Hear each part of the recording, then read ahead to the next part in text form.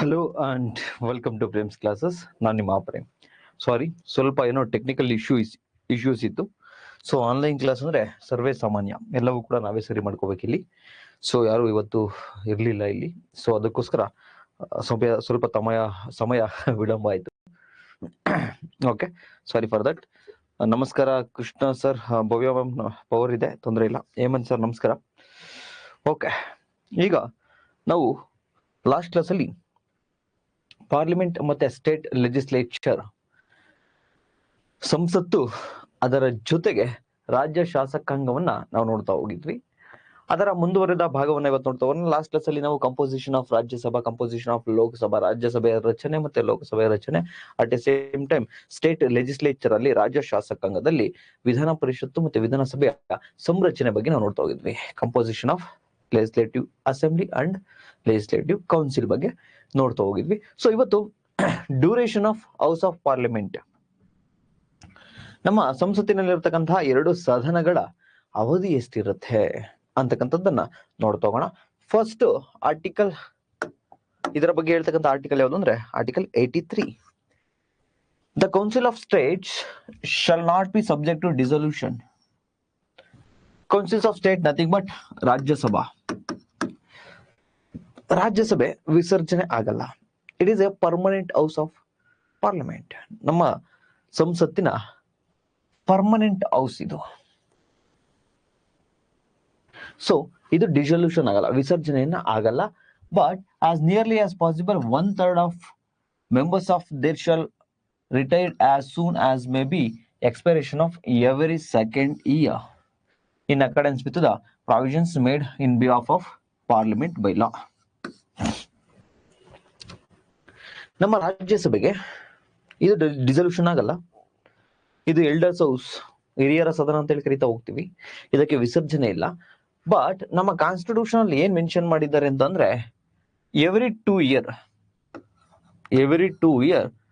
1/3 of members retired. 1/3 ಜನ retired ಆಗ್ತಾರೆ. And ಇನ್ನ ಒಂದನ್ನ ಸ್ಪೆಸಿಫೈ ಮಾಡಿದೆ ನಮ್ಮ ಕಾನ್ಸ್ಟಿಟ್ಯೂಷನ್, ಏನಂದ್ರೆ accordance with the provisions made in that behalf of by the parliament by ಲಾ. ಸಂಸತ್ತು ಇದಕ್ಕೆ ಸಂಬಂಧಪಟ್ಟಿರ್ತಕ್ಕಂತಹ ಯಾವ್ದಾದ್ರು ಕಾನೂನುಗಳನ್ನ ಮಾಡಬಹುದು ಅಂತ ಹೇಳಿದೆ ನಮ್ಮ ಕಾನ್ಸ್ಟಿಟ್ಯೂಷನ್. ಸೊ ಈ ಒಂದು ಪ್ರಾವಿಷನ್ ಅನ್ನ ಇಟ್ಕೊಂಡು ನಮ್ಮ ಪಾರ್ಲಿಮೆಂಟ್ ಏನಿದೆ, ಸಂಸತ್ತೇನಿದೆ, ಒಂದು ಕಾಯ್ದೆಯನ್ನ ಮಾಡಿದೆ. ಆ ಕಾಯ್ದೆ ಯಾವುದು ಅಂದ್ರೆ ರೆಪ್ರೆಸೆಂಟೇಷನ್ ಆಫ್ ಪೀಪಲ್ ಆಕ್ಟ್, ಕನ್ನಡದಲ್ಲಿ ಜನಪ್ರಾತಿನಿಧ್ಯ ಕಾಯ್ದೆ. ಸೊ ಈ ಕಾಯ್ದೆ ಅಡಿ ಏನ್ ಹೇಳುತ್ತೆ ಅಂದ್ರೆ, ಎಸ್ ಅಫ್ಕೋರ್ಸ್ ನಮ್ಮ ಕಾನ್ಸ್ಟಿಟ್ಯೂಷನ್ ಅಲ್ಲಿ ಇದರ ಅವಧಿ ಮೆನ್ಷನ್ ಆಗಿಲ್ಲ ರಾಜ್ಯಸಭೆದು, but representation of people act, ಜನಪ್ರಾತಿನಿಧ್ಯ ಕಾಯ್ದೆಯಲ್ಲಿ ಇದರ ಅವಧಿ ಮೆನ್ಷನ್ ಆಗಿದೆ. ಯೂಶಲಿ 6 ಇಯರ್, 6 ವರ್ಷಗಳು ರಾಜ್ಯಸಭೆಯ ಅವಧಿ. ಬಟ್ ಎವರಿ ಸೆಕೆಂಡ್ ಇಯರ್, 2 ವರ್ಷ ಆದ ನಂತರ ಆ ರಾಜ್ಯಸಭೆಯಲ್ಲಿ ಇರತಕ್ಕಂತಹ ಸದಸ್ಯರು ಏನಿರ್ತಾರಲ್ಲ ಅದರಲ್ಲಿ 1/3, 1/3 ಸದಸ್ಯರು ರಿಟೈರ್ಡ್ ಆಗ್ತಾರೆ. ಫಾರ್ ಎಕ್ಸಾಂಪಲ್, ರಾಜ್ಯಸಭೆಯಲ್ಲಿ 100 ಜನ ಇದ್ದಾರೆ ಅನ್ಕೋಣ. 100 ಜನ ಇದ್ದಾರೆ, 6 ವರ್ಷ ಇರುತ್ತಲ್ವ ಅಧಿಕಾರಾವಧಿ. ಅಕಾರ್ಡಿಂಗ್ ಟು ಕಾನ್ಸ್ಟಿಟ್ಯೂಷನ್ ಅಲ್ಲ, ಅದ್ ನೆನಪಿರ್ಲಿ, ಸಂವಿಧಾನದ ಪ್ರಕಾರ ಅಲ್ಲ. ಸಂವಿಧಾನದಲ್ಲಿ ಎಷ್ಟು ವರ್ಷ ಅಂತ ಹೇಳಿಲ್ಲ. But according to representation of people act, ಜನಪ್ರಾತಿನಿಧ್ಯ ಕಾಯ್ದೆಯ ಪ್ರಕಾರ 6 ವರ್ಷ. 100 ಜನ ಸದಸ್ಯರಿದ್ದಾರೆ. ಅದು 100 ಜನದಲ್ಲಿ 1/3, ಇಟ್ ಮೀನ್ಸ್ 33 ಜನ. 1/3 ಮೀನ್ಸ್ 33 ಜನ. ಎಕ್ಸಾಂಪಲ್ ಕೊಡ್ತಿರ್ತಕ್ಕಂಥ 100 ಜನ ಇದ್ದಾರೆ ಅಂತೇಳಿ. ಬಟ್ ಅದರಲ್ಲಿ 1/3 ಎಷ್ಟು ಜನ ಇರ್ಲಿ ಸದಸ್ಯರು, ಅದರಲ್ಲಿ 1/3 ಎವರಿ 2 ಇಯರ್, 2 ವರ್ಷಕ್ಕೊಮ್ಮೆ ರಿಟೈರ್ಡ್ ಆಗ್ತಾರೆ. ಸರ್ ಈಗ ಒಂದಷ್ಟು ಜನ ಇದ್ದಾರಲ್ವಾ ಸರ್, 250 ಮೆಂಬರ್ಸ್ ಇದ್ದಾರೆ ಅನ್ಕೊಳ್ಳಿ. ಅದರಲ್ಲಿ 1/3 ಯಾರು ರಿಟೈರ್ಡ್ ಆಗ್ಬೇಕು ಅಂತ ಯಾರು ಹೇಳ್ತಾರೆ ಸರ್? ಯೂಶಲಿ ಫಸ್ಟ್ 2 ವರ್ಷ ಯಾರು ರಿಟೈರ್ಡ್ ಆಗ್ತಾರೆ ಅಂತ ಹೇಳಿ ಲಾಟ್ರಿ ಮೂಲಕ ಎತ್ತುತ್ತಾರೆ. ಅವ್ರ ಹೆಸರನ್ನ ಹಾಕಿ ಲಾಟ್ರಿ ಮೂಲಕ ಎತ್ತುತ್ತಾರೆ. ಸೊ ಯಾರ್ಯಾರು ಬಂದಿರ್ತಾರಲ್ಲ ಅವರು ಫಸ್ಟ್ 2 ಇಯರ್ ಅಲ್ಲಿ ರಿಟೈರ್ಡ್ ಆಗ್ತಾರೆ. ದೆನ್ ಇನ್ನಿರ್ತಕ್ಕಂಥ 1/3 ಸೆಕೆಂಡ್ ಇಯರ್, ಇನ್ನೊಂದು ಥರ್ಡ್ ಕ್ವಾರ್ಟರ್ ಇದು ಬರುತ್ತಲ್ವಾ, ಆಗ. ಇಟ್ ಮೀನ್ಸ್ 2 ವರ್ಷಕ್ಕೊಮ್ಮೆ 1/3 ಜನರು ಸದಸ್ಯರು ರಿಟೈರ್ಡ್ ಆಗ್ತಾ ಹೋಗ್ತಾರೆ. ಇಲ್ಲಿಂದ ರಾಜ್ಯಸಭೆಯಿಂದ. ಬಟ್ 6 ವರ್ಷ ಅವಧಿ ಅಂತ ಹೇಳಿ ನಮ್ಮ ಕಾನ್ಸ್ಟಿಟ್ಯೂಷನ್ ಮೆನ್ಷನ್ ಆಗಿದೆಯಾ? ನೋ. ಬಟ್ ಇದೆಲ್ಲಿ ಮೆನ್ಷನ್ ಆಗಿದೆ, ರೆಪ್ರೆಸೆಂಟೇಟಿವ್ ಆಫ್ ಪೀಪಲ್ ಆಕ್ಟ್, ಜನಪ್ರಾತಿನಿಧ್ಯ ಕಾಯ್ದೆಗಳ ಪ್ರಕಾರ 6 ವರ್ಷ. ಇದು ಆಲ್ರೆಡಿ ಕ್ವಶನ್ ಬಂದಿದೆ PYQ ನಲ್ಲಿ, ಕೇರ್ಫುಲ್ ಆಗಿರಿ. ನೆಕ್ಸ್ಟ್, ಈಗ ರಾಜ್ಯಸಭೆದಾಯ್ತು. The house of people, nothing but Lok Sabha, unless sooner dissolved, shall continued for the 5 years from date on appointed for the first meeting, and no longer the expiration of the said period of 5 years shall be operate as dissolution of the house. It means ರಾಜ್ಯಸಭೆನ ನೋಡಿದ್ವಿ, ಇದು permanent house, dissolution ಆಗಲ್ಲ, ವಿಸರ್ಜನೆ ಆಗಲ್ಲ. But what about Lok Sabha? Lower house ಅಂತ ಏನ್ ಕರಿತೀವಿ, ಕೆಳಮದ ಅಂತ ಏನ್ ಕರಿತೀವಿ, ಈ ಲೋಕಸಭೆ ಕಾನ್ಸ್ಟಿಟ್ಯೂಷನ್ ಅಲ್ಲೇ ಮೆನ್ಷನ್ ಮಾಡಿದ್ದಾರೆ 5 years, 5 ವರ್ಷ ಅವಧಿಗೆ ಲೋಕಸಭೆಯ ಸದಸ್ಯರು ಇರ್ತಾರೆ, ಎಂಪಿಗಳು. ಲೋಕಸಭೆ ನಾವೇನ್ ಡೈರೆಕ್ಟ್ ಎಲೆಕ್ಷನ್ ಮೂಲಕ ಚುನಾವಣೆ ಮಾಡ್ತೀವಲ್ವಾ, ಎಲೆಕ್ಷನ್ ಅನ್ನ ಕಾಸ್ಟ್ ಮಾಡೋದ್ರ ಮೂಲಕ. ಸೊ ಅವ್ರನ್ನೇ ಲೋಕಸಭೆ ಸದಸ್ಯರು, ಅವರ ಅಧಿಕಾರಾವಧಿ 5 years, 5 ವರ್ಷ. ಬಟ್ ಬಿಫೋರ್ 5 years ಡಿಸಲ್ಯೂಷನ್ ಆಗ್ಬೋದಾ, ವಿಸರ್ಜನೆ ಆಗ್ಬೋದಾ government? Yes, of course. Prime minister aided by the council of ministers. ಅವ್ರ ಏನಾದ್ರು ಅಂದ್ರೆ ನಮ್ಮ ಪ್ರಧಾನಮಂತ್ರಿಗಳು, ಕೇಂದ್ರ ಸಚಿವ ಸಂಪುಟ ನಮ್ಮ ರಾಷ್ಟ್ರಪತಿಗಳಿಗೆ ಡಿಸಾಲ್ವ್ ಮಾಡ್ರಿ, ವಿಸರ್ಜನೆ ಮಾಡಿ ಅಂದ್ರೆ ಯಾವಾಗ ಬೇಕಾದ್ರೂ ವಿಸರ್ಜನೆಯನ್ನ ಮಾಡ್ಬೋದು. ಬಟ್ ಕಾನ್ಸ್ಟಿಟ್ಯೂಷನ್ ಮೆನ್ಷನ್ ಆಗಿರ್ತಕ್ಕಂಥ ಎಷ್ಟು ವರ್ಷ? 5 ವರ್ಷ. ಫಾರ್ ಎಕ್ಸಾಂಪಲ್, ವಾಜಪೇಯಿ ಅವರು ಇನ್ನ ಟೈಮ್ ಇರ್ತಕ್ಕಂಥ ಸಂದರ್ಭದಲ್ಲಿ ಇನ್ನ ಅವ್ರ ಅಧಿಕಾರಾವಧಿ ಇತ್ತು, ಬಟ್ ಡಿಸಾಲ್ವ್ ಮಾಡಿಸಿದ್ರು, ವಿಸರ್ಜನೆ ಮಾಡಿ ನಮ್ಮ ಸರ್ಕಾರನ ಅಂತ. ಅದೇ ರೀತಿ ಇಂದಿರಾ ಗಾಂಧಿ ಅವರು ಇನ್ನೂ 1 year ಟೈಮ್ ಇತ್ತು ಅವ್ರಿಗೆ ಆಡಳಿತಕ್ಕೆ, ಬಟ್ ಬಿಫೋರ್ ದಟ್ ವಿಸರ್ಜನೆ ಮಾಡಿ, ಡಿಸಾಲ್ವ್ ಮಾಡಿ ಅಂತ ಹೇಳಿ ಇಂದಿರಾ ಗಾಂಧಿ ಅವರು ಕೂಡ ಮಾಡಿಸಿದ್ರು. ಲಾಂಗ್ ಸ್ಟೋರಿ ಶಾರ್ಟ್, ರಾಜ್ಯಸಭೆ ಮತ್ತೆ ಲೋಕಸಭೆಯ ಅಧಿಕಾರಾವಧಿಯನ್ನು ನೋಡ್ತಾ ಬಂದ್ರೆ, Rajya Sabha is a permanent house, not subject to dissolution of that house. ಅದು ಪರ್ಮನೆಂಟ್ ಹೌಸ್ ಅದು. ಸೊ ಅದು ಡಿಸಾಲ್ವ್ ಆಗಲ್ಲ, ಅಂದ್ರೆ ವಿಸರ್ಜನೆ ಆಗಲ್ಲ. ಬಟ್ ಎಷ್ಟು ಅಧಿಕಾರಾವಧಿ ಅಂತ ನಮ್ಮ ಕಾನ್ಸ್ಟಿಟ್ಯೂಷನ್ ಮೆನ್ಷನ್ ಮಾಡಿದಾರೆ? ನೋ, ಮೆನ್ಷನ್ ಮಾಡಿಲ್ಲ. ಏನ್ ಮೆನ್ಷನ್ ಮಾಡಿದ್ದಾರೆ? 1/3 ಆಫ್ ದ ಸದಸ್ಯರು, ಅಂದ್ರೆ 1/3 ಭಾಗದಷ್ಟು ಸದಸ್ಯರು ಎವ್ರಿ 2 years, 2 ವರ್ಷಕ್ಕೊಮ್ಮೆ ರಿಟೈರ್ಡ್ ಆಗ್ತಾರೆ, ಅಷ್ಟೇ ಮೆನ್ಷನ್ ಆಗಿರೋದು. ಬಟ್ 6 years ಅಂತ ಇಲ್ಲಿ ಮೆನ್ಷನ್ ಆಗಿದೆ. ರೆಪ್ರೆಸೆಂಟೇಟಿವ್ ಆಫ್ ಪೀಪಲ್ ಆಕ್ಟ್, ಜನ ಪ್ರಾತಿನಿಧ್ಯ ಕಾಯ್ದೆಗಳಲ್ಲಿ ಮೆನ್ಷನ್ ಆಗಿದೆ. ನಂಬರ್ 1. ನಂಬರ್ 2, ಲೋಕಸಭೆ, ಲೋವರ್ ಹೌಸ್. ನಾವು ಎಂಪಿಗಳನ್ನ ಏನು ಚುನಾವಣೆ ಮೂಲಕ ಚುನಾಯಿತರನ್ನಾಗಿ ಮಾಡ್ತೀವಲ್ವಾ, ಸೊ ಆ ಲೋಕಸಭೆಯಲ್ಲಿರ್ತಕ್ಕಂಥ ಸದಸ್ಯರ ಅಧಿಕಾರಾವಧಿ 5 years. ಎಲ್ಲಿ ಮೆನ್ಷನ್ ಆಗಿದೆ? ನಮ್ಮ ಕಾನ್ಸ್ಟಿಟ್ಯೂಷನ್, ನಮ್ಮ ಸಂವಿಧಾನದಲ್ಲಿ ಮೆನ್ಷನ್ ಆಗಿದೆ. ಕೆಲವು ಬಾರಿ ಕೊಡ್ತಾರೆ ಎಕ್ಸಾಮ್ ಅಲ್ಲಿ, ಸಂವಿಧಾನದ ಪ್ರಕಾರ ರಾಜ್ಯಸಭೆಯ ಅವಧಿ 6 ವರ್ಷಗಳು ಅಂತೇಳಿ. No, wrong. ಸಂವಿಧಾನದಲ್ಲಿ ಮೆನ್ಷನ್ ಆಗಿಲ್ಲ. ಬಟ್ ಎಲ್ಲಿ? ಜನಪ್ರಾತಿನಿಧ್ಯ ಕಾಯ್ದೆಗಳ ಪ್ರಕಾರ. ಸೊ ಈಗ duration of Lok Sabha and Rajya Sabha ಗೊತ್ತಾಯ್ತು. ಅಂಡ್ ಲೋಕಸಭೆ ಯಾವ ಬೇಕಾದ್ರೂ ವಿಸರ್ಜನೆಯನ್ನ ಮಾಡ್ಬೋದು. ಬಟ್ ನಮ್ಮ ರಾಷ್ಟ್ರಪತಿಯವರು ಅವರ ಸ್ವಂತದ ನಿರ್ಧಾರದ ಮೇಲೆ, ಅಂದ್ರೆ ವಿವೇಚನಾ ಅಧಿಕಾರವನ್ನು ಉಪಯೋಗಿಸಿ ಡಿಸ್ಕ್ರಿಷನರಿ ಪವರ್ ಮೂಲಕ ಮಾಡ್ತಾರ? ನೋ. ಅದಕ್ಕೆ ಪ್ರಧಾನಮಂತ್ರಿಗಳು ಮತ್ತು ಕೇಂದ್ರ ಸಚಿವ ಸಂಪುಟ ಹೇಳಿರ್ಬೇಕು. ಸೊ ಇಷ್ಟು duration of parliament. So again ಒಂದು ಡಿಸ್ಕ್ಲೈಮರ್, ಹೊಸ ವಿದ್ಯಾರ್ಥಿಗಳು ಯಾರಾದ್ರೂ ಲೈವ್ ಜಾಯ್ನ್ ಆಗಿದ್ರೆ ದಯವಿಟ್ಟು ಜಾಯ್ನ್ ಆಗ್ಬೇಡಿ, ಅಲ್ಲೇ ಕ್ಲಾಸಸ್ ಅನ್ನ ನೋಡ್ಕೊಂಡು ಬನ್ನಿ. Next, provided that said period may, while proclamation of emergency is in operations, may be extended by the parliament by law, period not exceeding the 1 year at a time, and extending the any case behind the period of 6 months after the proclamation of seizure to operation. Yes, ಇದು ತುಂಬಾ important. ಇದು ಕೂಡ ಹಲವಾರು ಎಕ್ಸಾಮ್ಗಳಲ್ಲಿ ಆಗಿದೆ. Proclamation of national emergency, ರಾಷ್ಟ್ರೀಯ ತುರ್ತು ಪರಿಸ್ಥಿತಿಯ ಘೋಷಣೆ ಆದಾಗ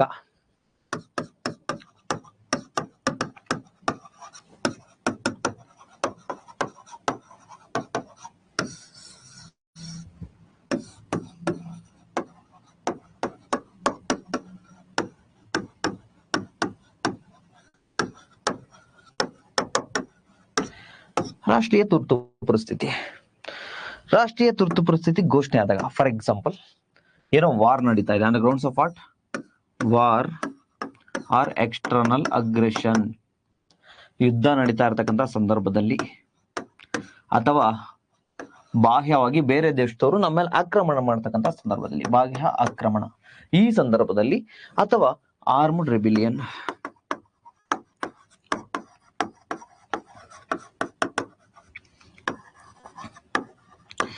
ಸೈನ್ಯ ದಂಗೆ ಇದ್ದಾಗ, ನಮ್ಮ ವಿರುದ್ಧನೇ ದಂಗೆ ಇದ್ದಾಗ. ಈಗ ಫಾರ್ ಎಕ್ಸಾಂಪಲ್ ಇಂಡಿಯಾ ಇನ್ನೊಂದು ಯಾವುದೋ ದೇಶ ಯುದ್ಧ ನಡೀತಾ ಇದೆ, ಯುದ್ಧ ನಡೀತಾ ಇರ್ತಕ್ಕಂಥ ಸಂದರ್ಭದಲ್ಲಿ ನ್ಯಾಷನಲ್ ಎಮರ್ಜೆನ್ಸಿ ರಾಷ್ಟ್ರೀಯ ತುರ್ತು ಪರಿಸ್ಥಿತಿ ಘೋಷಣೆ ಆಗುತ್ತೆ.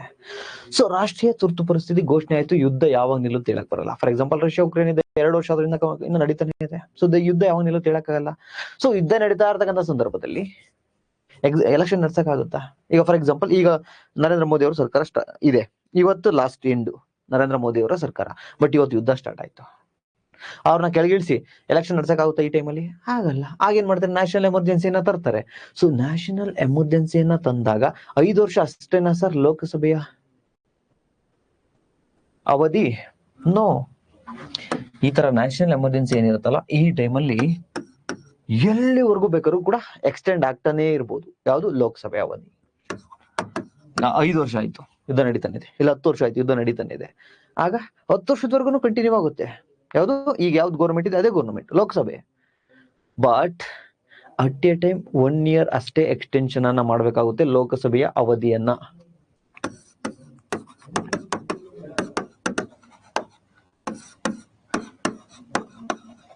ಅಟ್ ಎ ಟೈಮ್ 1 ವರ್ಷವನ್ನ ಮುಂದೂಡ್ಬೋದು ಲೋಕಸಭೆಯ ಅವಧಿಯನ್ನ, 1 ವರ್ಷದವರೆಗೆ ಮುಂದೂಡ್ಬೋದು. ಫಾರ್ ಎಕ್ಸಾಂಪಲ್ 2025 ಇವತ್ತು ಯುದ್ಧ ಆಯ್ತು, ನ್ಯಾಷನಲ್ ಎಮರ್ಜೆನ್ಸಿ ಘೋಷಣೆ ಮಾಡಿದೀವಿ, ನಮ್ದು ಇವತ್ತೇ ನಮ್ಮ ಸರ್ಕಾರ, ಪ್ರೇಮ್ ಸರ್ಕಾರ ಇವತ್ತು ಬಿದ್ದೋಗುತ್ತೆ ಅನ್ಕೊಳ್ಳಿ.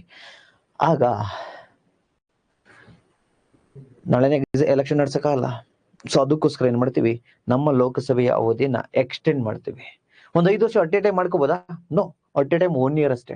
ಬಟ್ ಆತರ 1 year ಆದ್ಮೇಲೆ ಅಗೈನ್ ಮತ್ತೆ at a time 1 year, again ಬೇಕಾ ಮತ್ತೊಂದು ಇಯರ್, ಅಗೈನ್ ಬೇಕಾ ಮತ್ತೊಂದು ಇಯರ್. ಬಟ್ 10 ವರ್ಷ ಎಕ್ಸ್ಟೆಂಡ್ ಮಾಡ್ಕೊಳಕ್ ಆಗುತ್ತಾ? No. At a time 1 year extension ಅನ್ನ ಮಾಡ್ಕೋಬಹುದು. 1 ವರ್ಷ ರಾಷ್ಟ್ರೀಯ ತುರ್ತು ಪರಿಸ್ಥಿತಿಯ ಸಂದರ್ಭದಲ್ಲಿ ಲೋಕಸಭೆಯನ್ನ ಒಂದು ಬಾರಿಗೆ 1 ವರ್ಷ ಮುಂದೂಡಬಹುದು, ವಿಸ್ತರಿಸಬಹುದು. ಬಟ್ 2026ಗೆ ಯುದ್ಧ ಸ್ಟಾಪ್ ಆಯ್ತು. ಸೊ ಅವಾಗ ಏನಾಗುತ್ತೆ, ನ್ಯಾಷನಲ್ ಎಮರ್ಜೆನ್ಸಿನೂ ಕೂಡ ರಿವೋಕ್ ಆಯ್ತು, ರಾಷ್ಟ್ರೀಯ ತುರ್ತು ಪರಿಸ್ಥಿತಿನೂ ಕೂಡ ಎಂಡ್ ಆಯ್ತು, ಮುಕ್ತಾಯ ಆಯ್ತು. ಯಾವುದು? National emergency. ಮುಕ್ತಾಯ ಆದ ನಂತರ ಲೋಕಸಭೆ ಅವತ್ತೇ ಕೆಳಗಿಳಿಬೇಕಾ? ನೋ. 6 month ಟೈಮ್ ಅನ್ನ ಕೊಡ್ತೀವಿ, 6 ತಿಂಗಳ ಟೈಮ್ ಅನ್ನ ಕೊಡ್ತೀವಿ. ರಾಷ್ಟ್ರೀಯ ತುರ್ತು ಪರಿಸ್ಥಿತಿ ಕೊನೆಗೊಂಡಾಗ, ಸ್ಟಾಪ್ ಆದಾಗ ಆದ್ರೂ ಕೂಡ 6 ತಿಂಗಳು ನಮ್ಮ ಇದು ಲೋಕಸಭೆ ಏನಿರುತ್ತಲ್ಲ ಅದೇ ಮುಂದುವರಿಬಹುದು. ನಮ್ ಗೌರ್ಮೆಂಟ್ ಏನಿದೆಯಲ್ವಾ, ಯುದ್ಧ ನಿಂತು ರಾಷ್ಟ್ರೀಯ ತುರ್ತು ಪರಿಸ್ಥಿತಿ ನಿಂತರು ಆಮೇಲೆ 6 month ನಾವೇ ಮುಂದುವರಿಬಹುದು. ಲಾಂಗ್ ಸ್ಟೋರಿ ಶಾರ್ಟ್, ಲೋಕಸಭೆ 5 ವರ್ಷ ಕಾನ್ಸ್ಟಿಟ್ಯೂಷನ್ ಮೆನ್ಷನ್ ಆಗಿದೆ ಅಧಿಕಾರಾವಧಿ. ಬಟ್ ಯುದ್ಧ ಆಯ್ತು, ಆ ಯುದ್ಧ ಅಥವಾ ಆಂತರಿಕ ದಂಗೆ ಏನಾದ್ರು ನಮ್ಮ ಸೈನಿಕ ದಂಗೆ ಆಯ್ತು, ಆರ್ಮಡ್ ರೆಬಿಲಿಯನ್, ಆ ಟೈಮಲ್ಲಿ ನ್ಯಾಷನಲ್ ಎಮರ್ಜೆನ್ಸಿ ಘೋಷಣೆ ಆಯ್ತು. ಘೋಷಣೆ ಆಗಿ ಅನಿರ್ದಿಷ್ಟಾವಧಿವರೆಗೂ ಎಕ್ಸ್ಟೆನ್ಷನ್ ಮಾಡ್ಕೋಬಹುದು. ಬಟ್ ಅಟ್ ಎ ಟೈಮ್ 1 ಬಾರಿಗೆ 1 ವರ್ಷ ಮಾತ್ರ ವಿಸ್ತರಿಸ್ತಾ ಹೋಗ್ಬೇಕು. ನಮ್ ಲೋಕಸಭೆ ಇನ್ನೊಂದು ಇಯರ್ ವಿಸ್ತರಿಸ್ತಾ ಹೋಗ್ತೀವಿ. ಎಲ್ಲಿವರೆಗೂ ಹಿಂಗ್ ವಿಸ್ತರಿಸ್ತಾ ಹೋಗ್ತೀವಿ? ನ್ಯಾಷನಲ್ ಎಮರ್ಜೆನ್ಸಿ ಕೊನೆಗೊಂಡು 6 ತಿಂಗಳವರೆಗೆ. ಇವತ್ತು ನ್ಯಾಷನಲ್ ಎಮರ್ಜೆನ್ಸಿ ಮುಗಿದಿದೆ, ಎಂಡ್ ಆಯ್ತು, ಇವತ್ತಿಂದ 6 ತಿಂಗಳವರೆಗೆ. ಸೊ ಆ ಸಮಯದಲ್ಲಿ ಲೋಕಸಭೆಯ ಅವಧಿಯನ್ನ ವಿಸ್ತಾರವನ್ನ ಮಾಡ್ತಾ ಹೋಗ್ತೀವಿ. ಓಕೆ, ಈಗ ನಾವು ಲೋಕಸಭೆಯನ್ನ ನೋಡಿದ್ವಿ, ಮತ್ತೆ ರಾಜ್ಯಸಭೆಯ ಡ್ಯೂರೇಷನ್ ಅನ್ನ ನೋಡಿದ್ವಿ. ಇದೇ ತರ ನಾವು ಕೇಂದ್ರ ಸರ್ಕಾರ ಆಯ್ತು, ಸಂಸತ್ ಆಯ್ತು, ಈಗ ರಾಜ್ಯ ಸರ್ಕಾರಕ್ಕೆ ಬರ್ಬೇಕಲ್ವೇ? ರಾಜ್ಯದಲ್ಲೂ ವಿಧಾನಸಭೆ, ವಿಧಾನ ಪರಿಷತ್ 2 ಇದಾವಲ್ವಾ? ಎಲ್ಲ ಕಡೆನೂ ವಿಧಾನ ಪರಿಷತ್ ಇದೆಯಾ? Legislative council? ನೋ. 6 ಸ್ಟೇಟ್ ಅಲ್ಲಿ 6 ಸ್ಟೇಟ್ ಅಲ್ಲಿ ಮಾತ್ರ ಲೆಜಿಸ್ಲೇಟಿವ್ ಕೌನ್ಸಿಲ್ ಇರ್ತಕ್ಕಂಥದ್ದು, ವಿಧಾನ ಪರಿಷತ್ ಇರ್ತಕ್ಕಂಥದ್ದು, ಮೇಲ್ಮನೆ ಇರ್ತಕ್ಕಂಥದ್ದು, ಹಿರಿಯರ ಸದನ ಅಂತಕ್ಕಂಥದ್ದು ಇರ್ತಕ್ಕಂಥದ್ದು. ಸೊ ಆ ಒಂದು ವಿಧಾನ ಪರಿಷತ್ ಮತ್ತೆ ವಿಧಾನಸಭೆಯ ಡ್ಯೂರೇಷನ್ ಅವಧಿಯನ್ನ ನೋಡ್ತಾ ಹೋಗೋಣ. ಎಸ್, ಈಗ ಸ್ಟೇಟ್ ಗೌರ್ಮೆಂಟ್ಗೆ ಶಿಫ್ಟ್ ಆಗಿ ಎಲ್ರು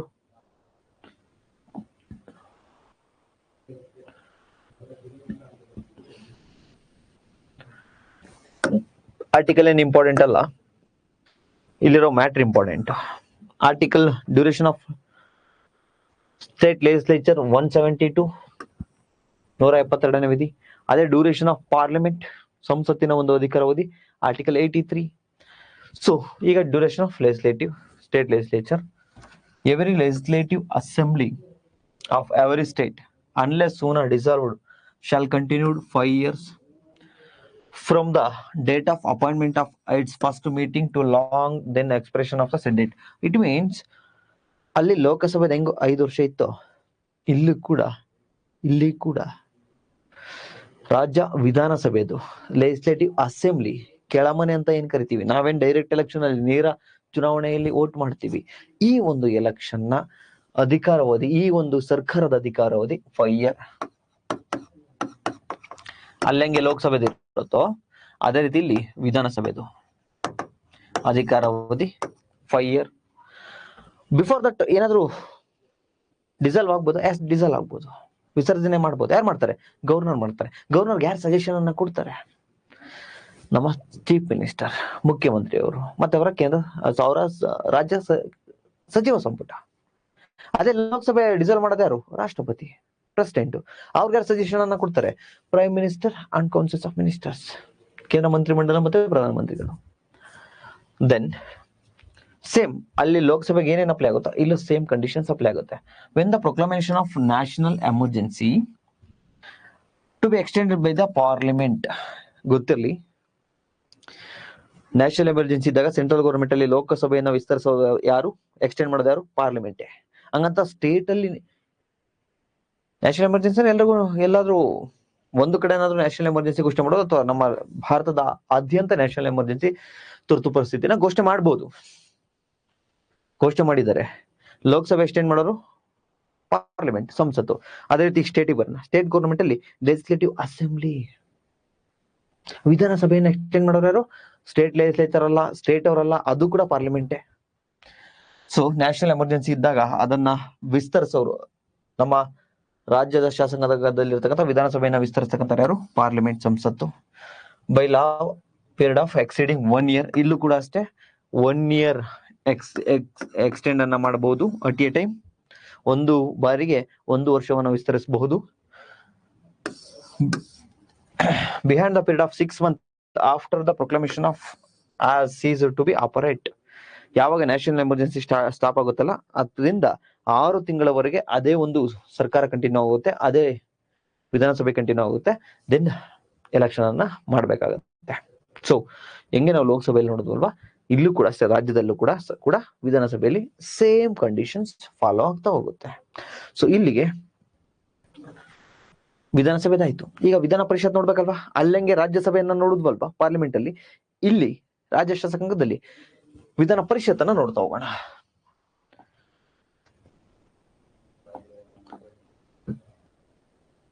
the legislative council of state shall not be subject to dissolution. ತಮಗೆ ಗೊತ್ತು, ರಾಜ್ಯಸಭಾ ಆಗಿರ್ಬೋದು, ಕೌನ್ಸಿಲ್ಸ್ ಆಫ್ ಸ್ಟೇಟ್ ಅಂತ ನಾವೇನ್ ಕರಿತಾ ಹೋಗ್ತೀವಿ, ಆ ರಾಜ್ಯಸಭೆನೂ ಕೂಡ ಡಿಸಲ್ವ್ ಆಗಲ್ಲ, ವಿಸರ್ಜನೆ ಆಗಲ್ಲ, ಬಿಕಾಸ್ ಇದು ಪರ್ಮನೆಂಟ್ ಹೌಸ್. ಅದೇ ರೀತಿ 6 ರಾಜ್ಯದಲ್ಲಿರ್ತಕ್ಕಂತಹ ವಿಧಾನ ಪರಿಷತ್ ಏನಿದೆ, ಲೆಜಿಸ್ಲೇಟಿವ್ ಕೌನ್ಸಿಲ್ ಏನಿದೆ, it shall not subject to the dissolution. ಇದು ವಿಸರ್ಜನೆ ಆಗಲ್ಲ. But as nearly as possible, 1/3 of the members therefore shall be retired as soon as may be on the expiration of every second year. ಪ್ರತಿ 2 ವರ್ಷಕ್ಕೊಮ್ಮೆ 1/3, 3/1 ಸದಸ್ಯರು retired ಆಗ್ತಾರೆ, ನಿವೃತ್ತಿಯನ್ನ ಹೊಂದುತ್ತಾರೆ. 3/1. It means 1/3. So in accordance with the provisions made by the parliament by law. So ಇದಾದ ನಂತರ ಈಗ ನಾವು qualification ಅನ್ನ ನೋಡ್ತಾ ಹೋಗೋಣ. ಸೊ ಈಗ duration of Lok Sabha, duration of ರಾಜ್ಯಸಭೆ ಮತ್ತೆ ಲೋಕಸಭೆಯ ಅಧಿಕಾರಾವಧಿ ಎಷ್ಟಿರುತ್ತೆ. ಅಟ್ ದ ಸೇಮ್ ಟೈಮ್ ನಮ್ಮ ರಾಜ್ಯಕ್ಕೆ ಬಂದ್ರೆ ವಿಧಾನಸಭಾ ಮತ್ತೆ ವಿಧಾನ ಪರಿಷತ್ ಅಧಿಕಾರಾವಧಿ ಎಷ್ಟಿರುತ್ತೆ ಅಂತ ನೋಡಿದ್ವಿ. ಅರ್ಥ ಎಲ್ರಿಗೂ ಆಯ್ತಾ? ಏನಾದ್ರು ಡೌಟ್ಸ್ ಇದ್ರೆ ಕೇಳಿ.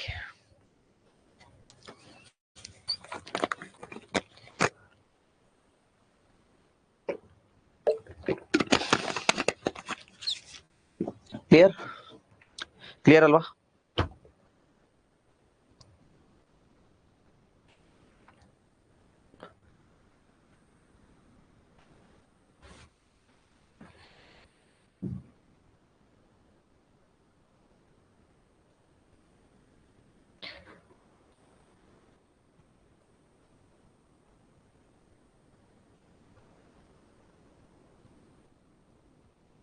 ಸಿಕ್ಸ್ ಇಯರ್, ಅದು ಕೂಡ 6 year. Representative of people act ನ ಪ್ರಕಾರ 6 year,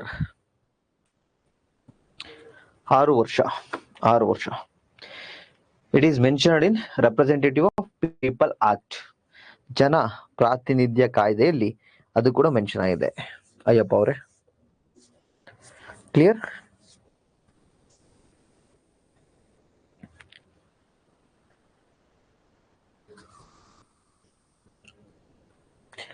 representative of people act 1951, ಜನಪ್ರಾತಿನಿಧ್ಯ ಕಾಯ್ದೆ 1951. ಅದು 50 ಎಸ್, ಗುಡ್.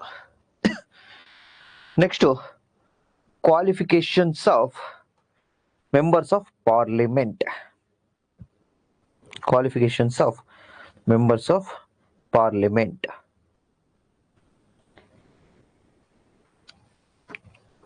ಆರ್ಟಿಕಲ್ 84.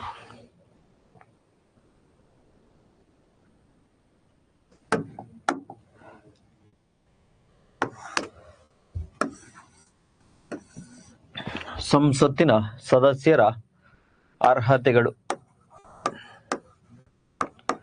ಸಂಸತ್ತಿನ ಸದಸ್ಯರ ಅರ್ಹತೆಗಳು. So I should be a citizen of India. ಇವರು ಭಾರತದ ಪ್ರಜೆಗಳಾಗಿರ್ಬೇಕು. ರಾಜ್ಯಸಭೆಗಾದ್ರೂ ಆಯ್ಕೆ ಆಗಲಿ, ಲೋಕಸಭೆಗಾದ್ರೂ ಆಯ್ಕೆ ಆಗಲಿ, ನಂಬರ್ 1 ಭಾರತದ ಪ್ರಜೆಗಳಾಗಿರ್ಬೇಕು. ಭಾರತದ ಪ್ರಜೆ. ದೆನ್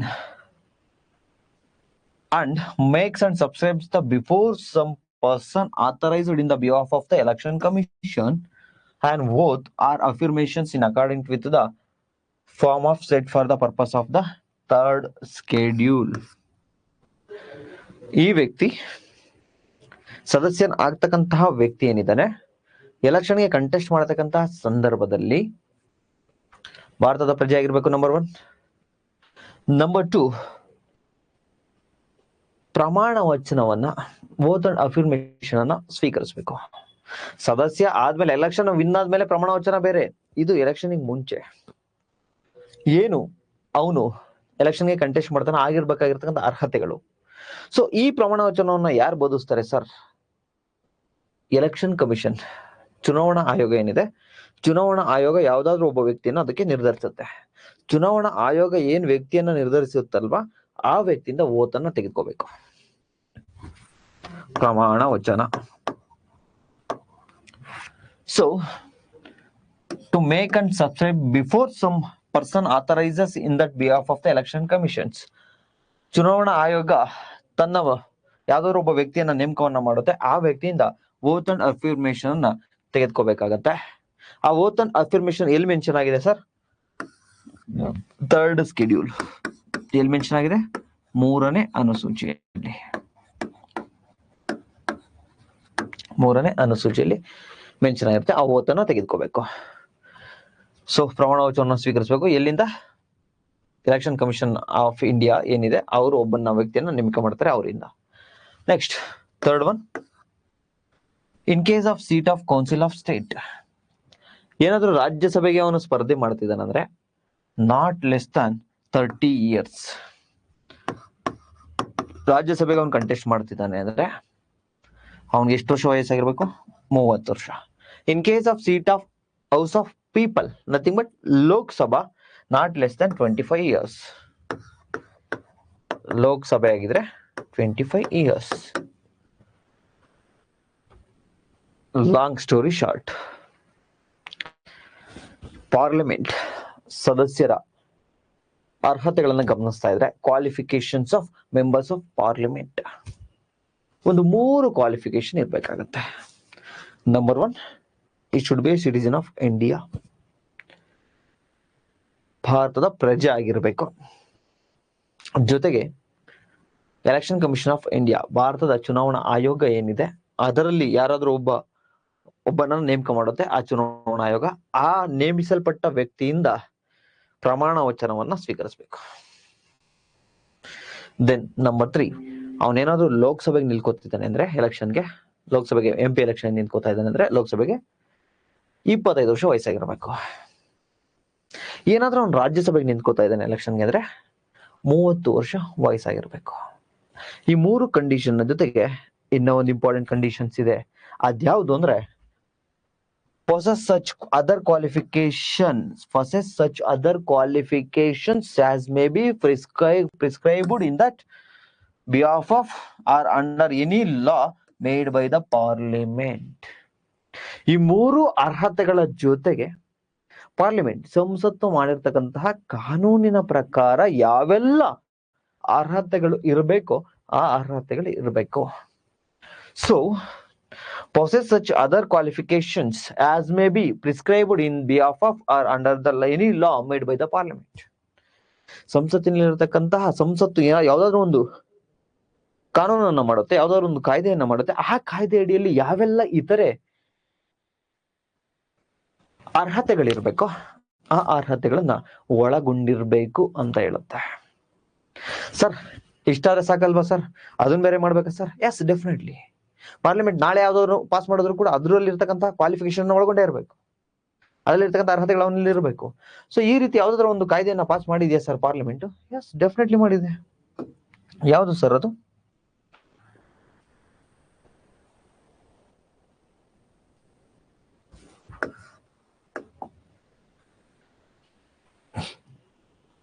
ಅದ್ಯಾವುದು ಅಂದ್ರೆ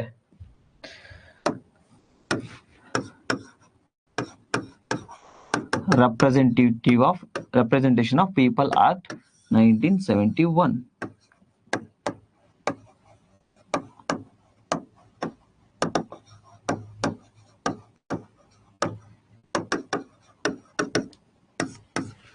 ಈಗ ಕಾನ್ಸ್ಟಿಟ್ಯೂಷನ್ ಮೆನ್ಷನ್ ಆಗಿರೋದು ಒಂದು 3 ಅರ್ಹತೆಗಳು.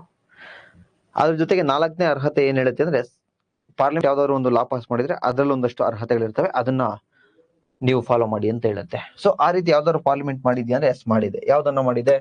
ರೆಪ್ರೆಸೆಂಟೇಟಿವ್ ಆಫ್ ಪೀಪಲ್ ಆಕ್ಟ್, ಜನಪ್ರತಿನಿಧಿಗಳ ಕಾಯ್ದೆ. ಇದ್ರ ಪ್ರಕಾರ ಏನೆಲ್ಲ ಅರ್ಹತೆಗಳಿರ್ಬೇಕು? ಫಾರ್ ಎಕ್ಸಾಂಪಲ್ ನಾನು SC/ST ರಿಸರ್ವ್ ಆಗಿರ್ತಕ್ಕಂತ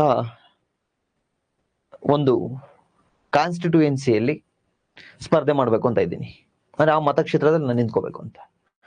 ನಾನು SC/ST ಅವ್ರಿಗೆ ರಿಸರ್ವ್ ಮಾಡಿರ್ತಕ್ಕಂಥ ಮತಕ್ಷೇತ್ರದಲ್ಲಿ ನಿಲ್ಬೇಕು ಅಂದ್ರೆ ನಾನು SC ಕ್ಯಾಸ್ಟ್ ಆಗಿರ್ಬೇಕು ಅಥವಾ ST ಕ್ಯಾಸ್ಟ್ ಆಗಿರ್ಬೇಕು. ಇಟ್ ಮೀನ್ಸ್ ಮೀಸಲಾತಿ, ಪರಿಶಿಷ್ಟ ಜಾತಿ ಮತ್ತೆ ಪರಿಶಿಷ್ಟ ವರ್ಗಕ್ಕೆ ಮೀಸಲಾಗಿರ್ತಕ್ಕಂಥ ಸ್ಥಾನದಲ್ಲಿ ನಾನು ನಿಂತ್ಕೋಬೇಕು ಅಂದ್ರೆ ನಾನು ಆ ಕ್ಯಾಸ್ಟಿಗೆ ಸೇರಿರೋನಾಗಿರ್ಬೇಕು.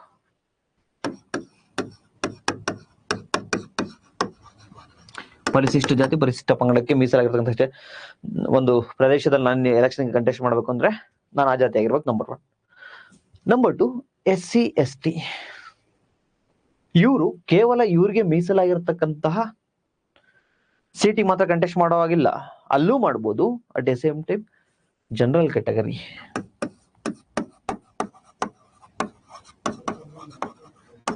ಕ್ಯಾಟಗರಿಯಲ್ಲಿ ಕೂಡ ಅಲ್ಲೂ ಕಂಟೆಸ್ಟ್ ಅನ್ನ ಮಾಡ್ಬೋದು.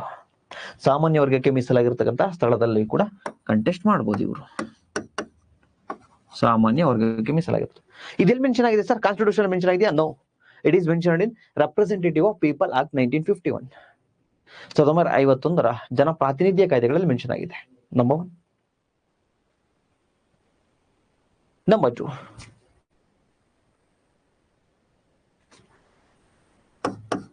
ನಿಮಿಷ ಯಾಕೋ AC ಆಫ್ ಆಯ್ತು, 1 ಮಿನಿಟ್.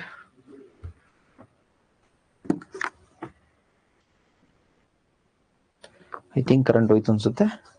ಓಕೆ, UPSC ಇಲ್ಲಿವರೆಗೂ ಇರುತ್ತೆ, ಅಲ್ಲಿವರೆಗೂ ನಾವು ಮಾಡೋಣ. UPSC ಇದೆ, ಡೋಂಟ್ ವರಿ. ಓಕೆ, ದೆನ್ ನಾನೀಗ ಲೋಕಸಭೆ ಎಲೆಕ್ಷನ್ ನಿಂತ್ಕೋತಾ ಇದ್ದೀನಿ ಅಂದಾಗ ನಾನು ಯಾವ ಸ್ಟೇಟ್ ಅಲ್ಲಿ ನಿಂತ್ಕೋತಾ ಇದ್ದೀನಿ? ಕರ್ನಾಟಕದಿಂದ ಲೋಕಸಭೆ ಸೀಟ್ಸ್ ಏನ್ ಅಲಾಟ್ ಆಗಿರುತ್ತೆ ಕರ್ನಾಟಕಕ್ಕೆ, ಅಲ್ಲಿಂದ ನಿಂತ್ಕೋತಾ ಇದ್ದೀನಿ. ಬಟ್ ನಾನು ಕರ್ನಾಟಕದಲ್ಲಿ ಇರತಕ್ಕಂತ ಎಲೆಕ್ಟೋರಲ್ ಅಲ್ಲಿ ನಾನು ರಿಜಿಸ್ಟರ್ ಆಗಿಲ್ಲ. ಇಟ್ ಮೀನ್ಸ್ ಮತದಾರ ಪಟ್ಟಿಯಲ್ಲಿ ನನ್ನ ಹೆಸರು ಕರ್ನಾಟಕದಲ್ಲಿ ಇಲ್ಲ, ರಾಜಸ್ಥಾನದಲ್ಲಿದೆ. ನಾನು ರಾಜಸ್ಥಾನದಿಂದ ಇಲ್ಲಿಗೆ ಬಂದಿದ್ದೀನಿ. ಇಲ್ಲಿ ಕಂಟೆಸ್ಟ್ ಮಾಡ್ಬೋದು ಸರ್? ನೋ. ನಾನು ಯಾವ member of parliament MP election ನಿಂತ್ಕೋತಿದ್ದೀನಿ, ಯಾವ ರಾಜ್ಯದಲ್ಲಿ ನಿಂತ್ಕೊಳ್ತಿದ್ದೀನಿ, ಆ ರಾಜ್ಯದಲ್ಲಿ ಇರ್ತಕ್ಕಂಥ ಮತದಾರ ಪಟ್ಟಿಯಲ್ಲಿ ನನ್ನ ಹೆಸರು ಇರಬೇಕು. ನಾನು ರಾಜಸ್ಥಾನದಲ್ಲಿ ನನ್ನ ಮತದಾರ ಪಟ್ಟಿಯಲ್ಲಿ ಹೆಸರಿದೆ, ನಾನು ಕರ್ನಾಟಕದಲ್ಲಿ ಬಂದು ಲೋಕಸಭೆಗೆ ನಿಂತ್ಕೋತಾ ಇದ್ದೀನಿ ಅಂದ್ರೆ ನೋ. ನಾನು ಎಲ್ಲಿ ಕಂಟೆಸ್ಟ್ ಮಾಡ್ತೀನಲ್ವಾ, ಕಂಟೆಸ್ಟ್ ಮಾಡ್ತಾ ಇರತಕ್ಕಂತ ಸ್ಥಳದಲ್ಲಿ ಮತದಾರರ ಪಟ್ಟಿಯಲ್ಲಿ ನನ್ನ ಹೆಸರು ಇರಬೇಕು, ಎಲೆಕ್ಟೋರಲ್ ಅಲ್ಲಿ ನನ್ನ ಹೆಸರು ರಿಜಿಸ್ಟರ್ ಆಗಿರ್ಬೇಕು, ಮತದಾರರ ಪಟ್ಟಿಯಲ್ಲಿ ಇರಬೇಕು. ಸೊ ಈ ಕಂಡೀಷನ್ಸ್ ಎಲ್ಲಿ ಮೆನ್ಷನ್ ಆಗಿದೆ? Representative of people act. So ಈ ಕಂಡೀಷನ್ ಅವನು ಸ್ಯಾಟಿಸ್ಫೈ ಮಾಡಬೇಕು. ಈ ಕ್ವಾಲಿಫಿಕೇಶನ್ ಏನ್ ಕಾನ್ಸ್ಟಿಟ್ಯೂಷನ್ ಹೇಳಿತ್ತಲ್ವಾ, ಅವನ್ನು ಕೂಡ ಅವನು ಸ್ಯಾಟಿಸ್ಫೈ ಮಾಡಬೇಕಾಗುತ್ತೆ. ಇದು ಆರ್ಟಿಕಲ್ 84 ಅಲ್ಲಿ ಇರ್ತಕ್ಕಂತಹ ಕ್ವಾಲಿಫಿಕೇಶನ್, ಅರ್ಹತೆಗಳು. ಓಕೆ ಸರ್, ಈಗ ನಾವು ಕ್ವಾಲಿಫಿಕೇಶನ್ ಅನ್ನು ನೋಡಿದ್ವಿ ಸರ್. ಅರ್ಹತೆಗಳು ನಮಗೆ ಗೊತ್ತಾಯ್ತು ಸರ್. ಎಲ್ಲಿ ಲೋಕಸಭೆ ಅಥವಾ ರಾಜ್ಯಸಭೆ ನಿಂತ್ಕೋಬೇಕಾಗಿರ್ತಕ್ಕಂಥ ಅರ್ಹತೆಗಳೇನೇನು ಅಂತ ಹೇಳಿ ನಮಗೆ ಗೊತ್ತಾಯ್ತು. ಬಟ್ ವಾಟ್ ಅಬೌಟ್ ಈಗ ರಾಜ್ಯಕ್ಕೆ ಬನ್ನಿ ಸರ್. ಸ್ಟೇಟ್ ಲೆಜಿಸ್ಲೇಚರ್ ಅಲ್ಲಿ ವಿಧಾನಸಭೆ, ವಿಧಾನ ಪರಿಷತ್ ಇವ್ರಿಗೆಲ್ಲ ಯಾವ ಅರ್ಹತೆಗಳಿದಾವೆ ಸರ್? ಈಗ ನೋಡ್ತಾ ಹೋಗೋಣ.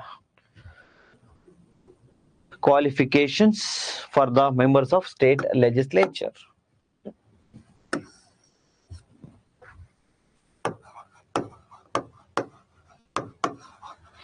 ಅರ್ಹತೆಗಳೇನಿರ್ಬೇಕು?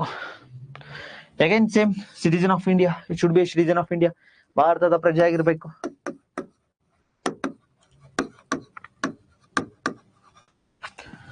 ದೆನ್ ಇಲ್ಲಿ ಕೂಡ ಅಷ್ಟೇ, election commission of India to make and subscribers before some persons authorized in that behalf of by the election commission of India and oath or affirmations according to the form of set for the purpose of the third schedule. ಮೂರನೇ schedule ಅಲ್ಲಿ ಇರ್ತಕ್ಕಂತಹ ರೀತಿಯಲ್ಲಿ, ಮೂರನೇ ಅನುಸೂಚಿಯಲ್ಲಿ ಇರ್ತಕ್ಕಂತಹ ರೀತಿಯಲ್ಲಿ ನಾವು ಪ್ರಮಾಣ ವಚನವನ್ನು ಸ್ವೀಕರಿಸಬೇಕು.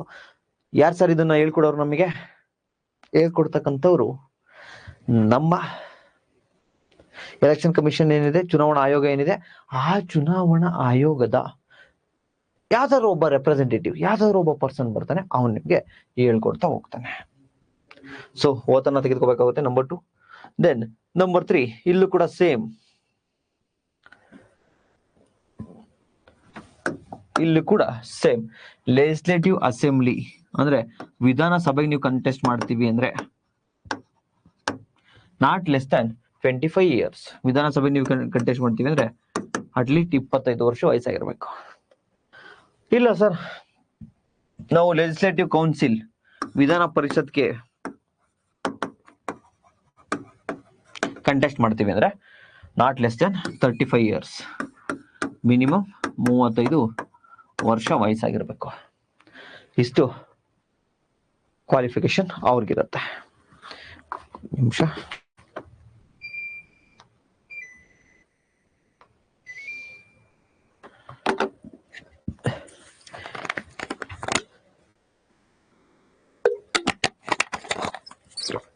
ಅಂಡ್ ಇವರಲ್ಲೂ ಕೂಡ ಒಂದು ಕಂಡೀಷನ್ಸ್ ಇದೆ. Third conditions, possess such other qualifications as may be prescribed in that behalf of under any law made by the parliament.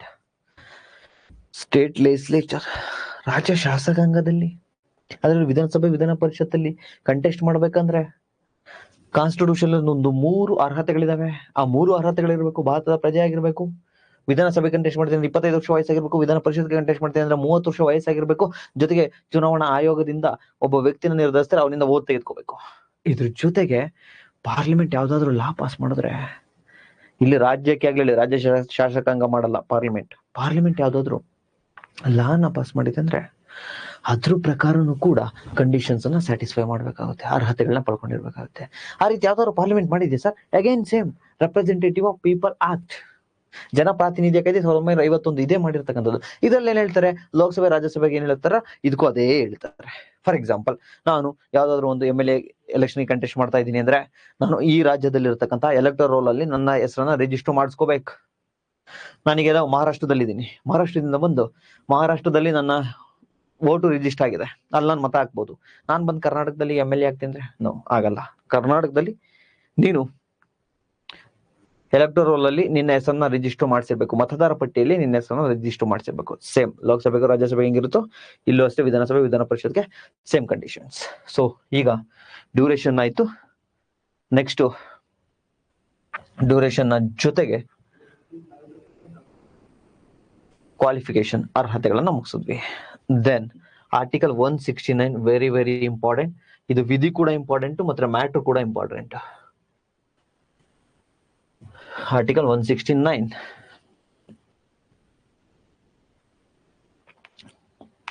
abolition or creation of legislative council of in states.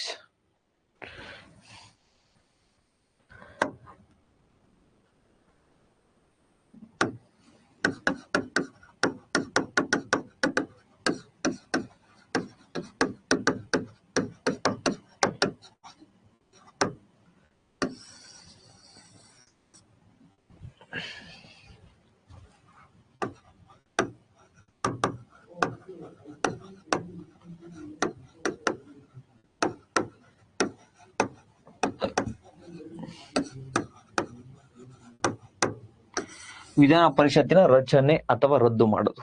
For example ಕರ್ನಾಟಕದಲ್ಲಿ ವಿಧಾನ ಪರಿಷತ್ ಇದೆ, legislative council ಇದೆ. ಎಲ್ಲೆಲ್ಲಿದೆ? ಕರ್ನಾಟಕದಲ್ಲಿದೆ, ಮಹಾರಾಷ್ಟ್ರದಲ್ಲಿದೆ, ತೆಲಂಗಾಣದಲ್ಲಿದೆ, ಆಂಧ್ರ ಪ್ರದೇಶದಲ್ಲಿದೆ, ಬಿಹಾರಲ್ಲಿದೆ, ಉತ್ತರ ಪ್ರದೇಶದಲ್ಲಿದೆ. ಈ 6 ರಾಜ್ಯಗಳಲ್ಲಿ ಮಾತ್ರ legislative council ಇದೆ. ಯಾವುದು? ವಿಧಾನ ಪರಿಷತ್ ಇರತಕ್ಕಂಥದ್ದು ಈ 6 ರಾಜ್ಯಗಳಲ್ಲಷ್ಟೇ. ಸೊ ಈ ರಾಜ್ಯಗಳಲ್ಲಿ ಆಲ್ರೆಡಿ ವಿಧಾನ ಪರಿಷತ್ ಇದೆಯಲ್ವಾ, ಇದನ್ನ ರದ್ದು ಮಾಡ್ಬೋದಾ ಸರ್? ಎಸ್, ಡೆಫಿನೆಟ್ಲಿ ರದ್ದು ಮಾಡ್ಬೋದು. ಈಗ ಕರ್ನಾಟಕದಲ್ಲಿ ವಿಧಾನ ಪರಿಷತ್ ಇದೆ, ಬೇಡಪ್ಪ ವಿಧಾನ ಪರಿಷತ್ ಸಾಕು, ವಿಧಾನಸಭೆ ಒಂದು ಮಾಡ್ಬೋದಾ? ಎಸ್, ಡೆಫಿನೆಟ್ಲಿ ಮಾಡ್ಬೋದು. ಅಥವಾ ಪಶ್ಚಿಮ ಬಂಗಾಳ, ಅಲ್ಲಿ ವಿಧಾನ ಪರಿಷತ್ ಇಲ್ಲ, ಮೇಲ್ಮನೆ ಇಲ್ಲ, ಅಪ್ಪರ್ ಹೌಸ್ ಇಲ್ಲ, ಲೆಜಿಸ್ಲೇಟಿವ್ ಕೌನ್ಸಿಲ್ ಇಲ್ಲ, ಎಲ್ಲವೂ ಒಂದೇ, ಇದ್ಯಾವುದೂ ಇಲ್ಲ. ಹಾಗಾದ್ರೆ ನಮ್ಮ ಮಮತಾ ಬ್ಯಾನರ್ಜಿ ಅವರು, ಮೈ ಡಿಯರ್, ನಮಗೆ ಲೆಜಿಸ್ಲೇಟಿವ್ ಕೌನ್ಸಿಲ್ ಬೇಕು ಅಂತ ಕೇಳಬಹುದಾ? ಎಸ್, ವಿಧಾನ ಪರಿಷತ್ತನ್ನ ರಚನೆನೂ ಮಾಡ್ಬೋದು, ರದ್ದನ್ನು ಮಾಡ್ಬೋದು. ವಿಧಾನ ಪರಿಷತ್ತನ್ನ ರಚನೆ ಮಾಡ್ಬೋದು, ಅದನ್ನ ಅಬಲಿಷನ್ ಮಾಡಿದ್ರು ಮಾಡ್ಬೋದು, ರದ್ದಾದ್ರು ಮಾಡ್ಬೋದು. ಬಟ್ ಈ ಅಧಿಕಾರ ಯಾರಿಗಿದೆ ಸರ್?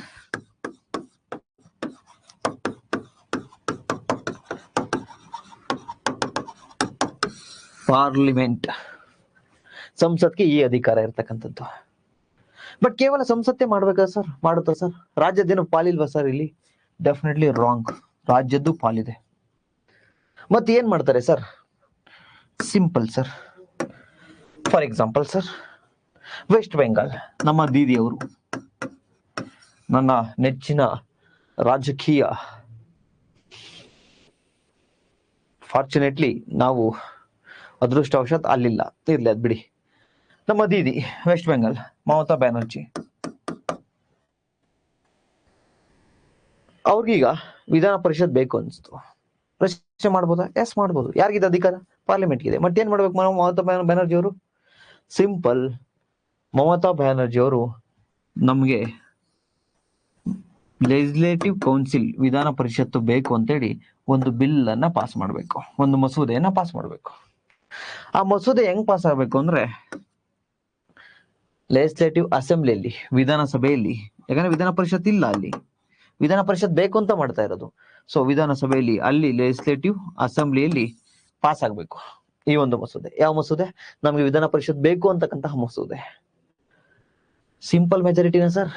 No, special majority.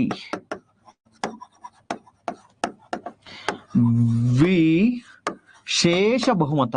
ವಿಶೇಷ ಬಹುಮತ ಸರ್, ವಿಶೇಷ ಬಹುಮತ ಇಲ್ಲಿ ಯಾವುದು sir? 2/3 of membership of house and 2/3 of members present and voting. 2/3 ಸದಸ್ಯತ್ವದ ಸದಸ್ಯರು ಅಲ್ಲಿ ಹಾಜರಿದ್ದು ವೋಟ್ ಮಾಡಬೇಕು. ಸೊ ಈ ಸ್ಪೆಷಲ್ ಬಹುಮತದಿಂದ ವೋಟ್ ಮಾಡಿದ ನಂತರ ಅಲ್ಲಿ ಬಿಲ್ ಪಾಸ್ ಮಾಡುತ್ತೆ. ಸ್ಪೆಷಲ್ ಮೆಜಾರಿಟಿ ಅಂದ್ರೆ ಏನು ಅಂತೇಳಿ ನಾನು ಪ್ರೆಸಿಡೆಂಟ್ ಎಲೆಕ್ಷನ್ ಅಲ್ಲಿ ಹೇಳ್ಕೊಟ್ಟಿದ್ದೀನಿ. ಸೊ ಈ ವಿಶೇಷ ಬಹುಮತ ಕಳೆದ ತರಗತಿಯಲ್ಲಿ ನೋಡಿದ್ದೀವಿ. ಸೊ ಈ ವಿಶೇಷ ಬಹುಮತದಿಂದ ಆ ವೆಸ್ಟ್ ಬೆಂಗಾಳಲ್ಲಿ ಪಾಸ್ ಆಯ್ತು. ಆಗೇನ್ ಮಾಡ್ತಾರೆ ನಮ್ಮ ಮಮತಾ ಬ್ಯಾನರ್ಜಿ ಅವರು, ಮೈ ಡಿಯರ್ ಪಾರ್ಲಿಮೆಂಟ್, ದಯವಿಟ್ಟು ಈ ಬಿಲ್ ಅನ್ನ ಪಾಸ್ ಮಾಡಿದೀವಿ ನೋಡಿ, ನಮ್ಗೊಂದು ದಯವಿಟ್ಟು ವಿಧಾನ ಪರಿಷತ್ ಅನ್ನ ಕ್ರಿಯೇಟ್ ಮಾಡ್ಕೊಡಿ, ಲೆಜಿಸ್ಲೇಟಿವ್ ಕೌನ್ಸಿಲ್ ಅನ್ನ ನಮಗೆ ಕ್ರಿಯೇಟ್ ಮಾಡ್ಕೊಡಿ, ರಚನೆಯನ್ನ ಮಾಡ್ಕೊಡಿ ಅಂತ ಕೇಳ್ತಾರೆ. ಆಗ ಪಾರ್ಲಿಮೆಂಟ್ ಸ್ಯಾಟಿಸ್ಫೈ ಆದ್ರೆ, ಅದು ಕ್ರಿಯೇಟ್ ಮಾಡ್ಬೇಕು ಅನ್ಸಿದ್ರೆ ಏನ್ ಮಾಡುತ್ತೆ ಅಂದ್ರೆ, ಇವ್ರೇನು ಸ್ಪೆಷಲ್ ಮೆಜಾರಿಟಿಯಲ್ಲಿ ಪಾಸ್ ಮಾಡಿರ್ತಾರಲ್ಲ ಅದನ್ನ ಪಾರ್ಲಿಮೆಂಟು ಕೂಡ ಪಾಸ್ ಮಾಡ್ಬೇಕು. ಬಟ್ ಇವರು ಹೆಂಗ್ ಪಾಸ್ ಮಾಡ್ಬೇಕು ಸರ್? Just simple majority.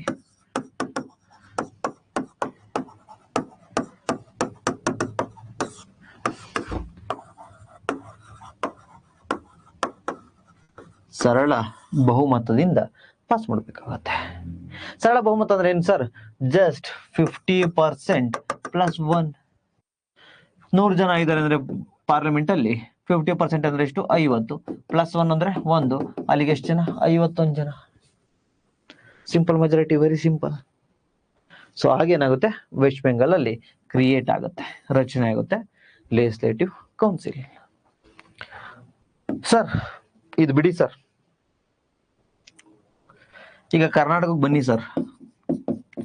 ಕರ್ನಾಟಕದಲ್ಲೂ MLCಗಳು ಇದ್ದಾರೆ ಸರ್, ನಮ್ಗೇನು ಅವಶ್ಯಕತೆ ಇಲ್ಲ ಸರ್. ವಿಧಾನ ಪರಿಷತ್ ಅವಶ್ಯಕತೆ ಏನಿಲ್ಲ ಸರ್, ಅವ್ರೇನ್ ಅಲ್ಲಿ ನಿರ್ಧಾರ ತೆಗೆದುಕೊಳ್ಳೋದು ಅಷ್ಟೇ ಸರ್. ಇದನ್ನ ರದ್ದು ಮಾಡಬೇಕು ಅನ್ನಿಸ್ತು ಸರ್, ಏನ್ ಮಾಡ್ಬೋದು ಸರ್? ಮಾಡ್ಬೋದಾ? ಎಸ್, ಡೆಫಿನೆಟ್ಲಿ ಮಾಡ್ಬೋದು. ಅದಕ್ಕೆ ಕರ್ನಾಟಕ ಏನ್ ಮಾಡ್ಬೇಕು ಸರ್? ಅಸೆಂಬ್ಲಿ ಏನಿದೆಯಲ್ವಾ, ನಮ್ಮ ಲೆಜಿಸ್ಲೇಚರ್ ಏನಿದೆಯಲ್ವಾ, ವಿಧಾನಸಭೆ ಏನಿದೆಯಲ್ವಾ, ರಾಜ್ಯ ಶಾಸಕಾಂಗ ಏನಿದೆಯಲ್ವಾ, ಇಲ್ಲಿ ಏನಾಗಬೇಕಿದು ಬಿಲ್ಲು ಪಾಸ್ ಆಗ್ಬೇಕು. ಬಿಲ್ ಪಾಸ್ ಆಗ್ಬೇಕು. ಯಾವ ರೀತಿ ಪಾಸ್ ಆಗ್ಬೇಕು? ಅಗೈನ್ ಸೇಮ್ ಸ್ಪೆಷಲ್ ಮೆಜಾರಿಟಿ, ವಿಶೇಷ ಬಹುಮತದೊಂದಿಗೆ ರಾಜ್ಯ ಶಾಸಕಾಂಗದಲ್ಲಿ ಪಾಸ್ ಆಗ್ಬೇಕು. ಪಾಸ್ ಆದ ನಂತರ ಎಷ್ಟು ಎಲ್ಲಿ ಹೋಗುತ್ತೆ? ಪಾರ್ಲಿಮೆಂಟ್ಗೆ ಹೋಗುತ್ತೆ. ನಮ್ ಕರ್ನಾಟಕದ ರಿಕ್ವೆಸ್ಟ್ ಮಾಡ್ತಾರೆ, ಮೈ ಡಿಯರ್, ನಮ್ಗೆ ಲೆಜಿಸ್ಲೇಟಿವ್ ಕೌನ್ಸಿಲ್ ಬೇಡ, ರದ್ದು ಮಾಡ್ಬಿಡಿ. ಪಾರ್ಲಿಮೆಂಟ್ ಏನ್ ಮಾಡುತ್ತೆ? ಎಸ್, ಓಕೆ, ಡನ್ ಅಂತ ಹೇಳಿ ಸಿಂಪಲ್ ಮೆಜಾರಿಟಿ ಬಹುಮತದಲ್ಲಿ 50% +1. ಏನು ಪಾರ್ಲಿಮೆಂಟ್ ಅಲ್ಲಿ ಸದಸ್ಯರಿದ್ದಾರಲ್ವಾ, ಆ ಸದಸ್ಯರಲ್ಲಿ 50% +1, ಮೋರ್ ದೆನ್ 50% ಓಟ್ ಅದೇ ಸರಳ ಬಹುಮತ, ಸಿಂಪಲ್ ಮೆಜಾರಿಟಿ ಪಾಸ್ ಆಗುತ್ತಲ್ವಾ, ಅವಾಗ ನಮ್ಮ ಕರ್ನಾಟಕದಲ್ಲಿ ರದ್ದಾಗುತ್ತೆ. ಲಾಂಗ್ ಸ್ಟೋರಿ ಶಾರ್ಟ್, ಲೆಜಿಸ್ಲೇಟಿವ್ ಅಸೆಂಬ್ಲಿನ ಲೆಜಿಸ್ಲೇಟಿವ್ ಕೌನ್ಸಿಲ್ ಅನ್ನ ಕ್ರಿಯೇಟ್ ಮಾಡೋದಾಗಿರ್ಬೋದು ಅಥವಾ ಅಬಲಿಷ್ ಮಾಡೋದಾಗಿರ್ಬೋದು, ವಿಧಾನ ಪರಿಷತ್ ಅನ್ನ ರಚನೆ ಮಾಡೋದಾಗಿರ್ಬೋದು, ರದ್ದತಿ ಮಾಡೋದಾಗಿರ್ಬೋದು, ಎರಡು ಯಾರಿಗಿದೆ? ಪಾರ್ಲಿಮೆಂಟ್ಗಿದೆ. ಬಟ್ ಪಾರ್ಲಿಮೆಂಟ್ ಒಂದೇ ಮಾಡುತ್ತಾ? ನೋ. ಕನ್ಸರ್ನ್ ಸ್ಟೇಟ್, ಯಾವ ರಾಜ್ಯಕ್ಕೆ ರದ್ದಾಗಬೇಕು ಅಥವಾ ಯಾವ ರಾಜ್ಯಕ್ಕೆ ಅದು ಬೇಕು, ಅವರು ಒಂದು ಬಿಲ್ ಅನ್ನ ಪಾಸ್ ಮಾಡಬೇಕು. ಅದು ಸ್ಪೆಷಲ್ ಮೆಜಾರಿಟಿ ಇರಬೇಕು. ಸ್ಪೆಷಲ್ ಮೆಜಾರಿಟಿ ರಾಜ್ಯ ಶಾಸಕಾಂಗದಲ್ಲಿ ಮಾಡಿದಾಗ ಪಾರ್ಲಿಮೆಂಟಿಗೆ ಬರುತ್ತೆ. ಪಾರ್ಲಿಮೆಂಟ್ ಸಿಂಪಲ್ ಮೆಜಾರಿಟಿ, ಸರಳ ಬಹುಮತದೊಂದಿಗೆ ಪಾಸ್ ಮಾಡುತ್ತೆ.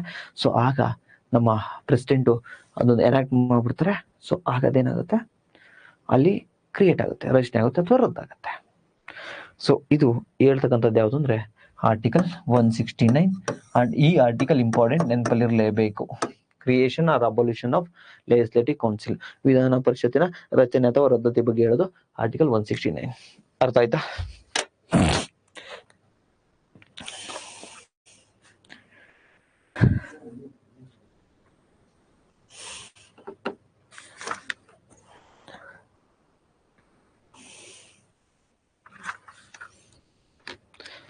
S, very good.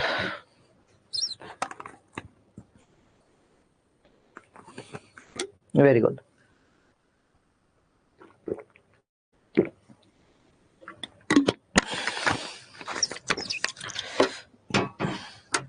ಈಗ ಅವಧಿ ನೋಡಿದ್ವಿ, ಡ್ಯೂರೇಷನ್ ಆಯ್ತಲ್ವಾ, ಕ್ವಾಲಿಫಿಕೇಶನ್ ಅರ್ಹತೆಗಳಾಯ್ತಲ್ವಾ. ಈಗ ಡಿಸ್ಕ್ವಾಲಿಫಿಕೇಶನ್ ಅನರ್ಹತೆಗಳ ಬಗ್ಗೆ ನೋಡ್ಬೇಕಲ್ವಾ. ವೆರಿ ವೆರಿ ಇಂಪಾರ್ಟೆಂಟ್, ನಿಮ್ಮ ಎಕ್ಸಾಮ್ಗಳಲ್ಲಿ ಕೇಳಿರತಕ್ಕಂಥದ್ದು ಅನರ್ಹತೆನೆ.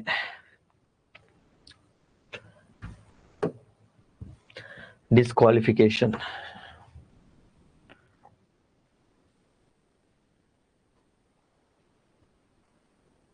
ಡಿಸ್ಕ್ವಾಲಿಫಿಕೇಶನ್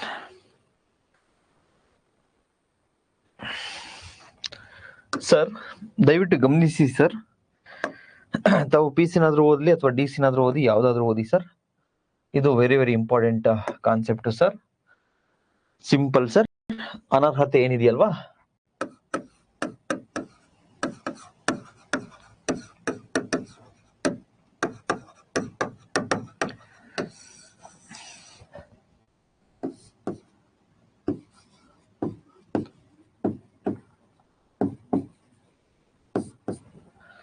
ನೋಡಿ ಸರ್, ಈ ಅನರ್ಹತೆ ನಾವು ಮಾಡ್ತೀವಿ. ಈ ಅನರ್ಹತೆಯನ್ನ ನಾವು 3 ಕಡೆ ಮಾಡ್ತೀವಿ ಸರ್. ಡಿಸ್ಕ್ವಾಲಿಫಿಕೇಶನ್ ಅನ್ನ ಎಲ್ಲೆಲ್ಲಿ ಅಂತಂದ್ರೆ, ನಂಬರ್ 1 ನಮ್ಮ ಸಂವಿಧಾನದ ಪ್ರಕಾರ,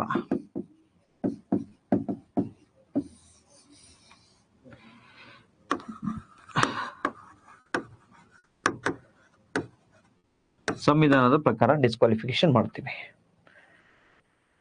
ಅದನ್ನ ಹೊರತುಪಡಿಸಿದ್ರೆ ಇನ್ನೆಲ್ಲಿ ಮಾಡ್ತೀವಿ ಸರ್ ಡಿಸ್ಕ್ವಾಲಿಫಿಕೇಶನ್ ಅಂದ್ರೆ, ಇನ್ಯಾವ್ದ್ರ ಪ್ರಕಾರ ಮಾಡ್ತೀವಿ ಅಂದ್ರೆ under representative of people act.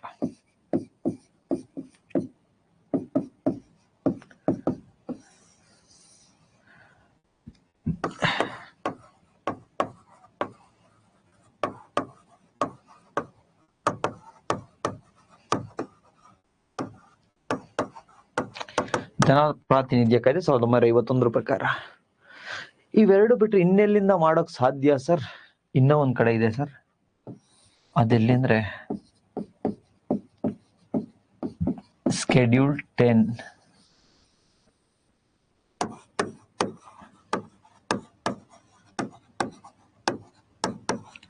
ಹತ್ತನೇ ಅನುಸೂಚಿ.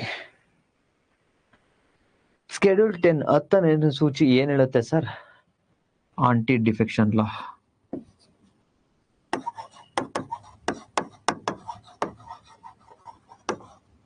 ಪಕ್ಷಾಂತರ ನಿಷೇಧ ಕಾಯ್ದೆ. ಪಕ್ಷಾಂತರ ನಿಷೇಧ ಕಾಯ್ದೆ. ಲಾಂಗ್ ಸ್ಟೋರಿ ಶಾರ್ಟ್, ಅನರ್ಹತೆಯನ್ನು ನಾವು 3 ರೀತಿಯಲ್ಲಿ ಮಾಡ್ತಾ ಹೋಗ್ತೀವಿ. ಎಕ್ಸಾಮ್ಗೆ ತುಂಬಾ ವೆರಿ ವೆರಿ ಇಂಪಾರ್ಟೆಂಟ್. ಯಾವ ರೀತಿ ಮಾಡ್ತೀವಿ ಅಂದ್ರೆ, ಒಂದು ಭಾರತದ ಸಂವಿಧಾನದ ಪ್ರಕಾರ ಅಂಡರ್ ಆರ್ಟಿಕಲ್ 102 102ನೇ ವಿಧಿ ಪ್ರಕಾರ ಮಾಡ್ತೀವಿ. ಇದನ್ನ ಹೊರತುಪಡಿಸಿದ್ರೆ ರೆಪ್ರೆಸೆಂಟೇಟಿವ್ ಆಫ್ ಪೀಪಲ್ ಆಕ್ಟ್ 1951, ಜನಪ್ರಾತಿನಿಧಿಗಳ ಪ್ರಾತಿನಿಧ್ಯ ಕಾಯ್ದೆ 1951.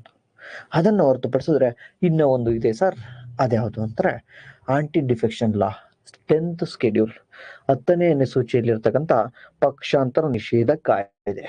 ಈ 3 ರೀತಿಯಲ್ಲಿ ನಾವು ಡಿಸ್ಕ್ವಾಲಿಫಿಕೇಶನ್ ಅನ್ನ ಮಾಡ್ತಾ ಹೋಗ್ತೀವಿ. ಒಂದೊಂದಾಗಿ ನೋಡ್ತಾ ಹೋಗೋಣ. ವೆರಿ ವೆರಿ ಇಂಪಾರ್ಟೆಂಟ್ ತಮ್ಗೆ.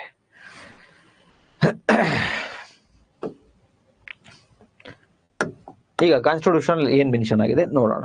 Under article 102 disqualification of membership.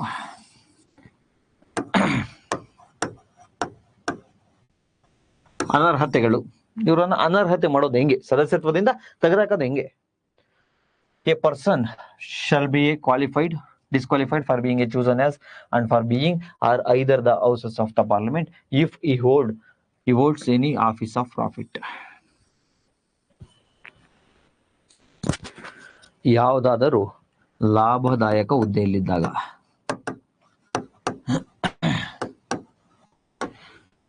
ಇವ್ರಿಗೆ ಯಾವ್ದಾದ್ರು ಲಾಭದಾಯಕ ಹುದ್ದೆಯಲ್ಲಿ ಇದ್ರೆ, ರಾಜ್ಯ ಸರ್ಕಾರದಲ್ಲಾಗಿರ್ಬೋದು ಅಥವಾ ಕೇಂದ್ರ ಸರ್ಕಾರದಲ್ಲಾಗಿರ್ಬೋದು. What is the meaning of house of profit? ಲಾಭದಾಯಕ ಹುದ್ದೆ ಅಂದ್ರೆ ಏನ್ sir? There is no definition in our constitution. ನಮ್ಮ ಸಂವಿಧಾನದಲ್ಲಿ ಅದ್ರ ಬಗ್ಗೆ ವಿವರಣೆ ಇಲ್ಲ. ಸೊ ಈಗ ರಾಜ್ಯ ಸರ್ಕಾರ ಅಥವಾ ಕೇಂದ್ರ ಸರ್ಕಾರ ಯಾವ್ದಾದ್ರು ಒಂದು ಕಂಪನಿಯಲ್ಲಿ ಶೇರ್ ಅನ್ನ ಒಳಗೊಂಡಿದೆ ಅಂದ್ರೆ, ಫಾರ್ ಎಕ್ಸಾಂಪಲ್ ಪ್ರೇಮ್ಸ್ ಗ್ಲಾಸಸ್ ತುಂಬಾ ದೊಡ್ಡದಾಗಿ ಬೆಳೆದಿದೆ ಅನ್ಕೊಡಿ, ಬೆಳೆದಿದೆ ಅನ್ಕೊಡಿ. ರಾಜ್ಯ ಸರ್ಕಾರ ನಮ್ಮದ್ರಲ್ಲಿ ಒಂದು 25% ಶೇರ್ ತಗೊಂಡವ್ರೆ. ಇವ್ರದ್ದು ಶೇರ್ ಇಲ್ಲಪ್ಪ ಅಂತ ಹೇಳಿ ಒಂದು 25% share ತಗೊಂಡವ್ರೆ.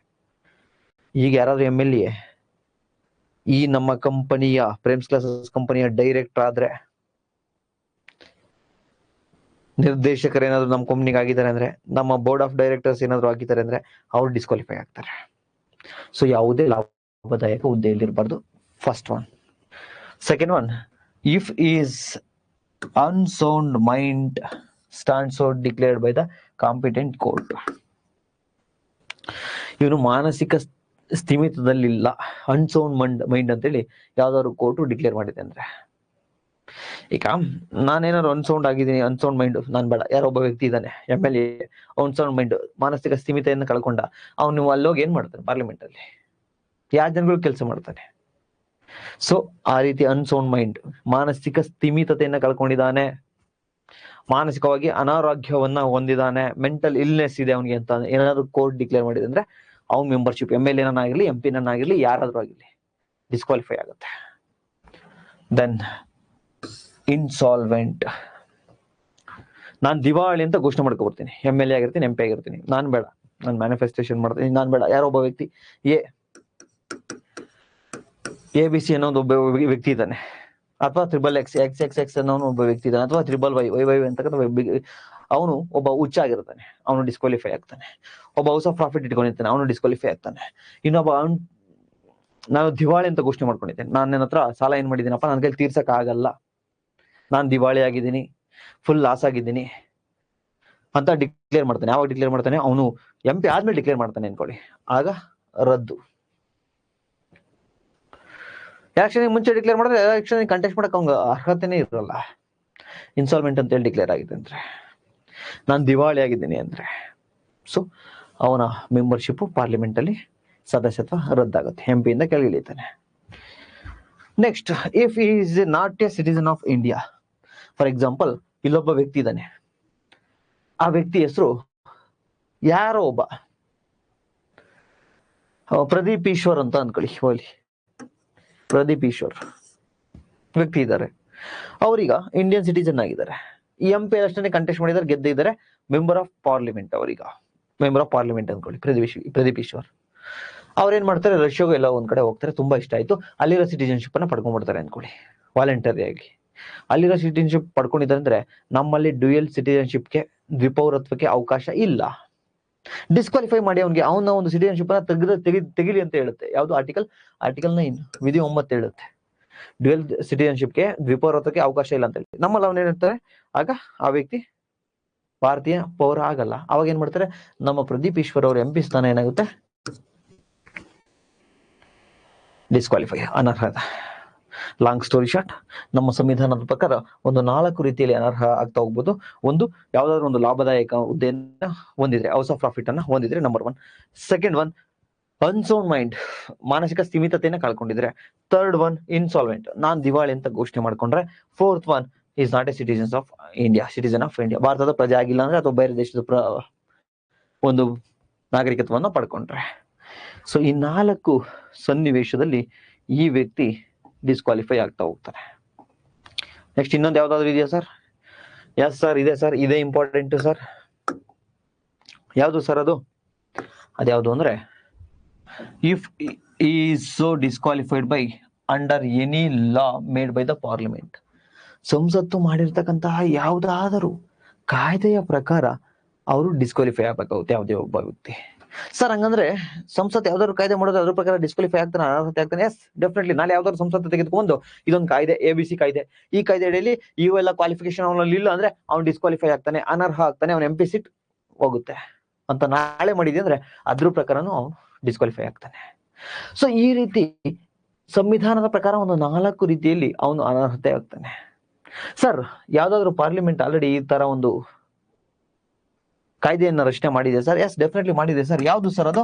Representative of people act 1951, again ಜನ ಪ್ರಾತಿನಿಧ್ಯ ಕಾಯ್ದೆ 1951. ಸೊ ದೆನ್ ಅದನ್ನ ಹೊರತುಪಡಿಸಿದ್ರೆ ರೆಪ್ರೆಸೆಂಟೇಟಿವ್ ಪೀಪಲ್ ಆಕ್ಟ್ ಪಾರ್ಲಿಮೆಂಟ್ ಮಾಡಿರ್ತಕ್ಕಂಥದ್ದು, ಇದ್ರ ಪ್ರಕಾರ ಡಿಸ್ಕ್ವಾಲಿಫೈ ಆಗ್ತಾರೆ. ಅದ್ರಲ್ಲಿ ಏನೇನು ಕಂಡೀಷನ್ ಇದಾವೆ ಅಂತ ನೋಡೋಣ. ಅದನ್ನ ಬಿಟ್ಟರೆ ಇನ್ಯಾವುದಾದ್ರು ಡಿಸ್ಕ್ವಾಲಿಫಿಕೇಶನ್ ಇದೆಯಾ ಸರ್? ಡೆಫಿನೆಟ್ಲಿ ಇದೆ. ನಮ್ಮ ಕಾನ್ಸ್ಟಿಟ್ಯೂಷನ್ ಅಲ್ಲಿ ಮೆನ್ಷನ್ ಆಗಿದೆ, ಏನಂತ? A person shall be disqualified for being the member of either the houses of the parliament if he is disqualified under 10th schedule. 10ನೇ ಅನುಸೂಚಿಯಲ್ಲಿ ಯಾರಾದ್ರೂ ಒಬ್ಬ ವ್ಯಕ್ತಿ ಅನರ್ಹ ಅಂತೇಳಿ ಅಧಿಸೂಚಿ ಹೇಳಿದೆ ಅಂದ್ರೆ, ಅನುಸೂಚಿ ಹೇಳಿದೆ ಅಂದ್ರೆ, ಸ್ಕೆಡ್ಯೂಲ್ ಹೇಳಿದೆ ಅಂದ್ರೆ, ದೆನ್ ಅವನು ಡಿಸ್ಕ್ವಾಲಿಫೈ ಆಗ್ತಾನೆ. ಬಟ್ ನಾವೀಗ ಎರಡನ್ನ ತಿಳ್ಕೊಬೇಕು ಸರ್. ಯಾವುದು? ರೆಪ್ರೆಸೆಂಟೇಟಿವ್ ಆಫ್ ಪೀಪಲ್ ಆಕ್ಟ್ ಅಲ್ಲಿ ಏನೆಲ್ಲ ಹೇಳಿದ್ದಾರೆ ಅದನ್ನ ಹೊರತುಪಡಿಸಿದ್ರೆ ನಮ್ಮ 10th ಶೆಡ್ಯೂಲ್ ಅಲ್ಲಿ ಏನೆಲ್ಲ ಹೇಳಿದ್ದಾರೆ, ಇವೆರಡು ತಿಳ್ಕೊಬೇಕೀಗ. ಬನ್ನಿ ಸರ್, ಈಗ ಇದು ಇಂಪಾರ್ಟೆಂಟ್ ಆಗುತ್ತೆ ಈಗ ನಾನು ಹೇಳ್ಕೊಡ್ತಕ್ಕಂಥದ್ದು.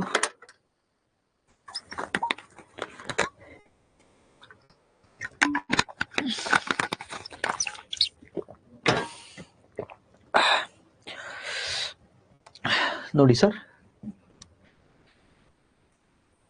ಸಂವಿಧಾನದ ಪ್ರಕಾರ ಡಿಸ್ಕ್ವಾಲಿಫೈ ಆಗ್ತಕ್ಕಂಥದ್ದು ನೋಡಿದ್ವಿ ಸರ್. ಒಂದು 4 ಅನರ್ಹತೆ ಮಾಡ್ಬಿಡ್ತಾರೆ ಸರ್, ಒಂದು 4 ಕಂಡೀಷನ್ ಅಲ್ಲಿ. ಆ 4 ಅನರ್ಹತೆಗಳು ಯಾವಾಗ ಆಗ್ತವೆ ಅಂದ್ರೆ, ಅವನು ದಿವಾಳಿ ಆಗಿದ್ದಾನೆ, ಇನ್ಸಾಲ್ವೆಂಟ್ ಅಂತ ಹೇಳಿ ಘೋಷಣೆ ಮಾಡಿದಾಗ, ಅನ್ಸೌಂಡ್ ಮೈಂಡ್, ಸ್ಥಿಮಿತತೆ ಇಲ್ಲದೆ ಇದ್ದಾಗ, ಅದನ್ನ ಹೊರತುಪಡಿಸಿದ್ರೆ ಪಾರ್ಲಿಮೆಂಟ್ ಯಾವ್ದಾದ್ರು ಒಂದು ಕಾಯ್ದೆಯನ್ನ ಮಾಡಿದಾಗ ಅದ್ರ ಪ್ರಕಾರ ಮಾಡ್ಬೋದು. 10th ಶೆಡ್ಯೂಲ್ ಅಲ್ಲಿ ಡಿಸ್ಕ್ವಾಲಿಫೈ ಆಗಿದ್ದಾನೆ ಅದ್ರ ಪ್ರಕಾರ ಮಾಡ್ಬೋದು. ಅದನ್ನ ಹೊರತುಪಡಿಸಿದ್ದೇ ಆದ್ರೆ, ಭಾರತದ ಸಿಟಿಸನ್ ಆಗಿಲ್ಲ ಅಂದ್ರೆ, ಬೇರೆ ಒಂದು ದೇಶದ ನಾಗರಿಕತ್ವವನ್ನು ಪಡ್ಕೊಂಡ್ರೆ, ಪೌರತ್ವವನ್ನು ಪಡ್ಕೊಂಡ್ರೆ ಆಯ್ತು ಸರ್, ಅದ್ ನೋಡಿದ್ವಿ. ಈಗ ಬನ್ನಿ ಸರ್ ಎಲ್ಲಿಗೆ? ರೆಪ್ರೆಸೆಂಟೇಟಿವ್ ಆಫ್ ಪೀಪಲ್ ಆಕ್ಟ್ 1951 ಜನಪ್ರಾತಿನಿಧ್ಯಗಳ ಕಾಯ್ದೆಯ ಪ್ರಕಾರ. ಸೊ ಇಲ್ಲಿ ಏನೇನು ಹೇಳುತ್ತೆ ಸರ್? Simple sir. ನಾನು ಎಲೆಕ್ಷನ್ ಇಲ್ಲ ಯಾರೋ ಒಬ್ಬ ನನ್ನ ಹೆಸರು ತಗೊಳ್ಳೋದು ಬೇಡ. ಫಾರ್ ಎಕ್ಸಾಂಪಲ್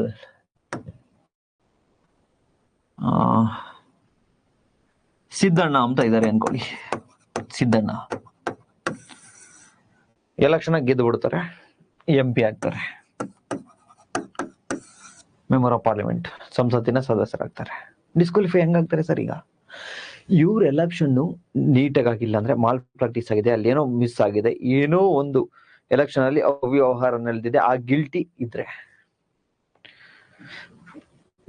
ಆಗ ಡಿಸ್ಕ್ವಾಲಿಫೈ ಆಗ್ತಾರೆ. ನಂಬರ್ 1, ಎಲೆಕ್ಷನ್ ಅಲ್ಲಿ ಯಾವ್ದಾದ್ರು ಅವ್ಯವಹಾರ ಆಗಿದ್ರೆ. ನಂಬರ್ 1. ನಂಬರ್ 2, ಈ ಸಿದ್ದಣ್ಣ ಅವ್ರು MP ಆಗಿದ್ದಾರೆ,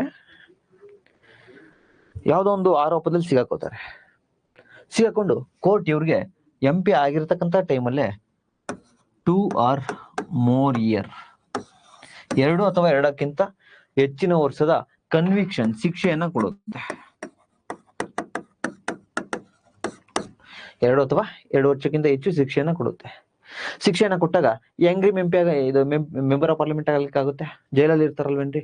ಸೊ ಆ ಟೈಮಲ್ಲಿ ಸೆಕೆಂಡ್ ಕಂಡೀಷನ್ಸ್, 2 ಅಥವಾ 2ಕ್ಕಿಂತ ಹೆಚ್ಚು ವರ್ಷ ಯಾವ್ದಾದ್ರು ಕೋರ್ಟು ಶಿಕ್ಷೆಯನ್ನ ಕೊಟ್ಟಾಗ. ನಂಬರ್ 2. ನಂಬರ್ 3,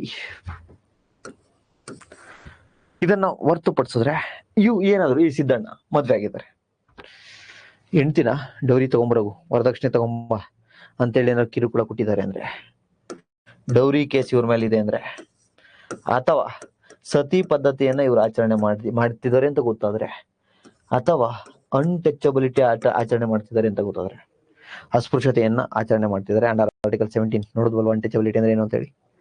ಸೊ ಆ ಅಸ್ಪೃಶ್ಯತೆಯನ್ನ ಆಚರಣೆ ಮಾಡ್ತಿದ್ದಾರೆ, ಅಥವಾ ಸತಿ ಪದ್ಧತಿಯನ್ನ ಆಚರಣೆ ಮಾಡ್ತಿದ್ದಾರೆ, ಅಥವಾ ನಮ್ಮ ವರದಕ್ಷಿಣೆ ಡೌರಿ ಪದ್ಧತಿನ ಆಚರಣೆ ಮಾಡ್ತಾ ಇದ್ದಾರೆ ಅಂತ ಏನಾದ್ರು ಸಿಗಾಕೊಂಡ್ರೆ ಆಗ ಇವ್ರದ್ದು ಡಿಸ್ಕ್ವಾಲಿಫೈ ಆಗ್ತಾರೆ ಸರ್.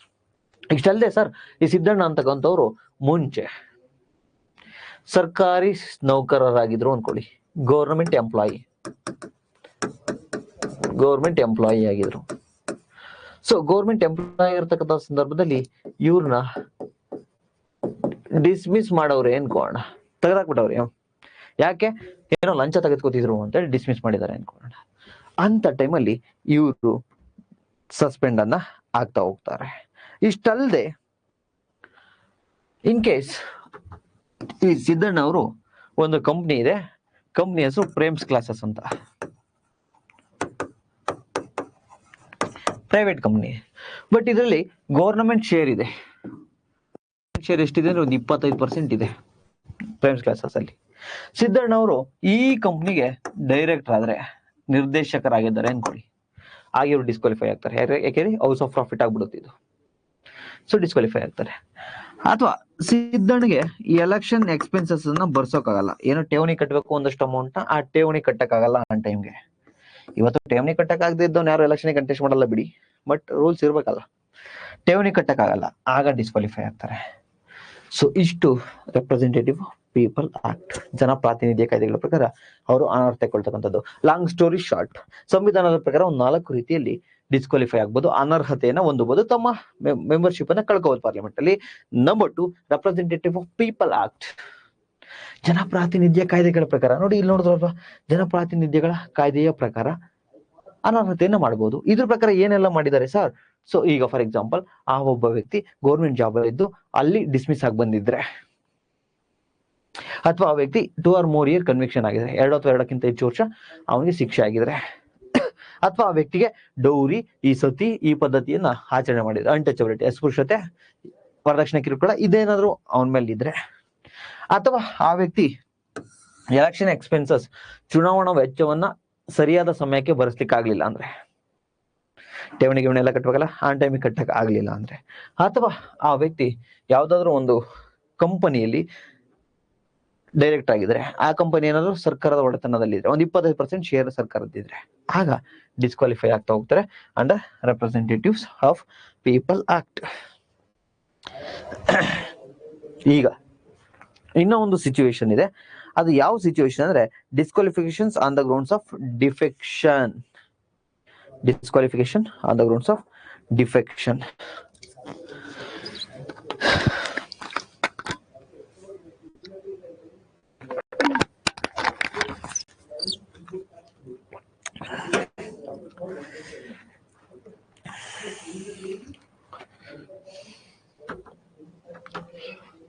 ಇದು ಇಂಪಾರ್ಟೆಂಟ್ ಸರ್.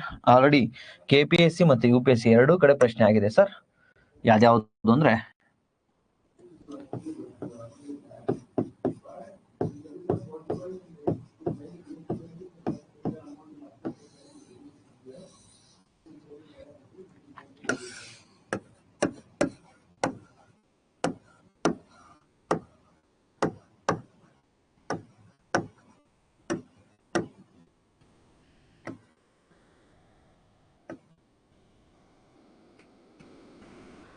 ಹತ್ತನೇ ಅನುಸೂಚಿ ಪ್ರಕಾರ ಡಿಸ್ಕ್ವಾಲಿಫೈ ಆಗಬಹುದು ಸರ್. ಹತ್ತನೇ ಅನುಸೂಚಿ ಒರಿಜಿನಲ್ ಕಾನ್ಸ್ಟಿಟ್ಯೂಷನ್ ಅಲ್ಲಿ ಇತ್ತ ಸರ್? ಇರಲಿಲ್ಲ ಸರ್. ಒರಿಜಿನಲ್ ಕಾನ್ಸ್ಟಿಟ್ಯೂಷನ್ 1950 ಜನವರಿ 26ನೇ ತಾರೀಕು 8 ಸ್ಕೆಡ್ಯೂಲ್ ಇದ್ದಿದ್ದು sir.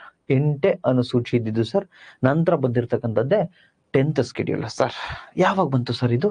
52nd constitutional amendment act, 52ನೇ ಸಂವಿಧಾನದ ತಿದ್ದುಪಡಿಯ ಕಾಯ್ದೆಯ ಮೂಲಕ ಬಂತು ಸರ್. ಇದ್ರ ಪ್ರಕಾರ ನಾವು ಡಿಸ್ಕ್ವಾಲಿಫೈ ಆಗಬಹುದಾ ಸರ್? ಡೆಫಿನೆಟ್ಲಿ ಆಗ್ಬೋದಾ ಸರ್? ಏನ್ ಹೇಳುತ್ತೆ sir 10th schedule? Simple sir. Defection, anti defection law. ಏನಿದು? Anti defection law. ಹಂಗಂದ್ರೆ ಏನು ಸರ್? ಪಕ್ಷಾಂತರ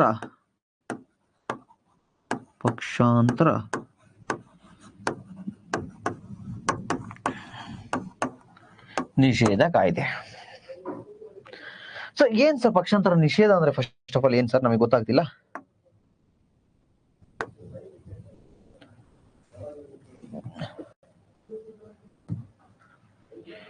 ಎಲ್ಲಿ ಸರ್ ಇದು? ಓಕೆ, ಪಕ್ಷಾಂತರ ನಿಷೇಧ ಅಂದ್ರೆ ಏನ್ ಸರ್? ಫಾರ್ ಎಕ್ಸಾಂಪಲ್ ತಾವೊಂದು ಕೇಳಿರ್ಬೋದು, ಫೇಮಸ್ ಆಗಿ ಅಯಾರಾಮ್ ಗಯಾರಾಮ್ ಕೇಸ್ ಅಂತ ಹೇಳಿ. ಅಯಾರಾಮ್ ಗಯಾರಾಮ್ ಪಂಜಾಬ್ ಅಲ್ಲಿ ಒಬ್ಬ MP ಇರ್ತಾನೆ, ಒಬ್ಬ MLA ಇರ್ತಾನೆ. ಅವನ್ ಏನ್ ಮಾಡ್ತಾನೆ ಅಂದ್ರೆ, ಅವನ್ ವಿನ್ ಆಗಿ ಬೆಳೆಯ ಒಂದು ಪಕ್ಷದಲ್ಲಿರ್ತಾನೆ. ಮಧ್ಯಾಹ್ನದಷ್ಟೊತ್ತಿಗೆ ಈ ಪಕ್ಷ ಸರಿ ಇಲ್ಲ, ಇನ್ನೊಂದು ಪಕ್ಷಕ್ಕೆ ಹೋಗೋಣ ಅಂತೇಳಿ ಮಧ್ಯಾಹ್ನದಷ್ಟೊತ್ತಿಗೆ ಇನ್ನೊಂದು ಪಕ್ಷಕ್ಕೆ ಹೋಗ್ತಾನೆ. ಆ ಪಕ್ಷ ಬಿಟ್ಟು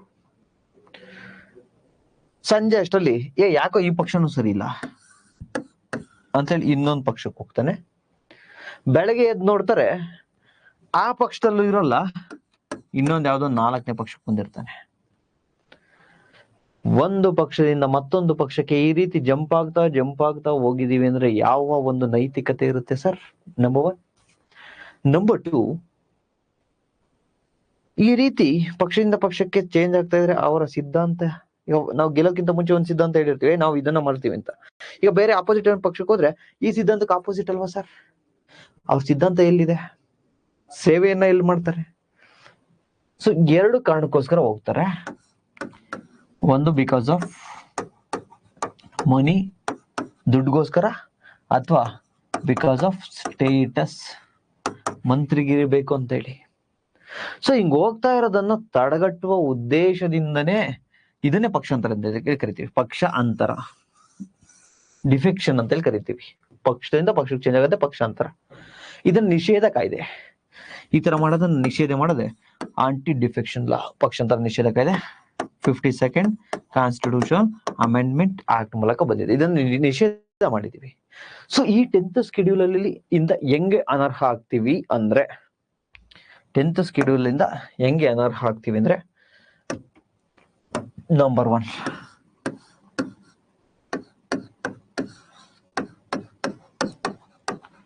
ವಾಲಂಟರಿ, ನನ್ನ ಸ್ವಇಚ್ಛೆಯಿಂದ. ಫಾರ್ ಎಕ್ಸಾಂಪಲ್ ನಾನು ಕಾಂಗ್ರೆಸ್ ಅಥವಾ BJP, ಇಲ್ಲ ನಂದೇ ಒಂದು ಪಕ್ಷ ಹೋಗ್ಲಿ, BJP ಅನ್ಕೊಳ್ಳಿ, ನಾನು BJPಯಿಂದ ವಿನ್ ಆಗಿದ್ದೀನಿ, BJPಯಿಂದ ಟಿಕೆಟ್ ತಗೊಂಡಿದ್ದೀನಿ. ಈಗ ನಾನು ಏನ್ ಮಾಡ್ತೀನಿ, ಬೇಡಪ್ಪ ಅಂತೇಳಿ ವಾಲಂಟರಿಯಾಗಿ ಆ ಪಕ್ಷ ಬಿಟ್ಟು ಬರ್ತೀನಿ. ನನಗೆ ಬೇಡ ಅಂತೇಳಿ ವಾಲಂಟರಿಯಾಗಿ ಬಿಟ್ಟು ಬರ್ತೀನಿ.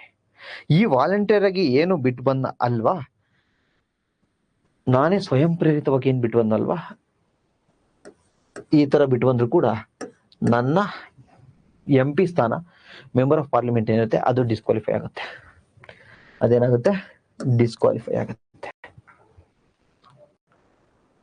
ನಂಬರ್ 2, ಈಗ ನಾನು ಬಿಜೆಪಿಲಿ ಇದ್ದೀನಿ ಅನ್ಕೊಳ್ಳಿ, ಪ್ರೇಮ್ ಬಿಜೆಪಿಲಿ ಇದ್ದೀನಿ, ಸೆಕೆಂಡ್ ಇನ್ಸ್ಟೆಂಟ್ ಹೇಳ್ತಾ ಇದ್ದೀನಿ, ಪ್ರೇಮ್ ಬಿಜೆಪಿಲಿ ಇದ್ದೀನಿ.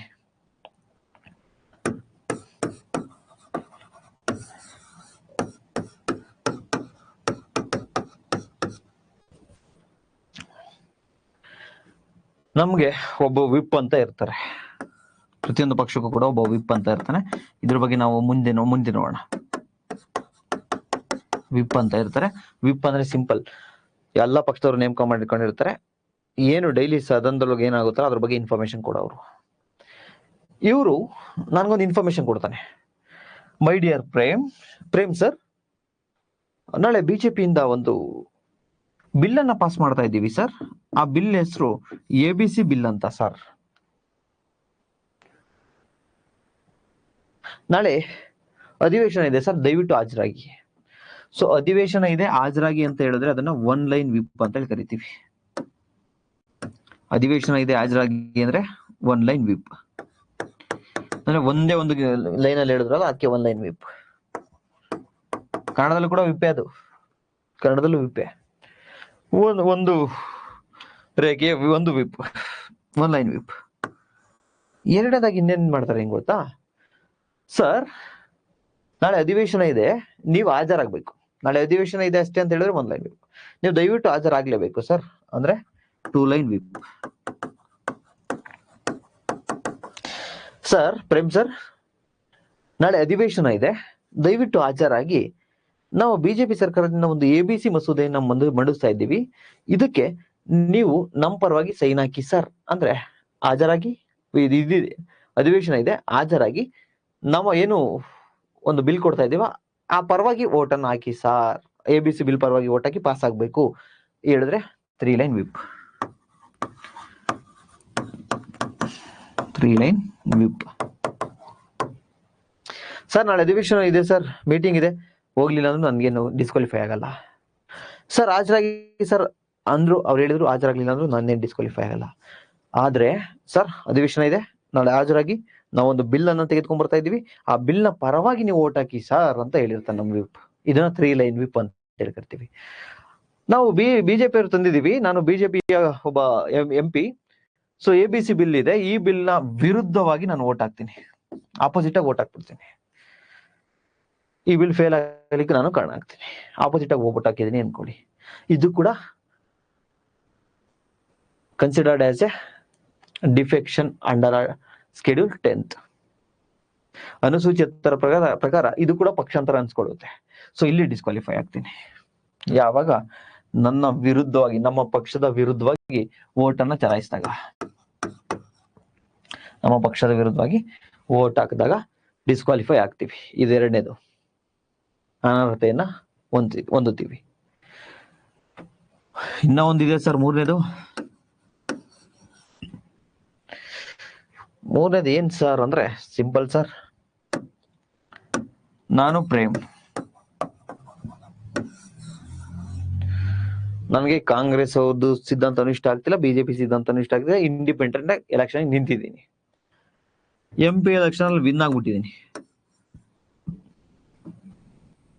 ಸೊ ಈಗ ನಾನು ಏನಾಗ್ತೀನಿ, ಮೆಂಬರ್ ಆಫ್ ಪಾರ್ಲಿಮೆಂಟ್, ಸಂಸತ್ತಿನ ಸದಸ್ಯನಾಗ್ತೀನಿ.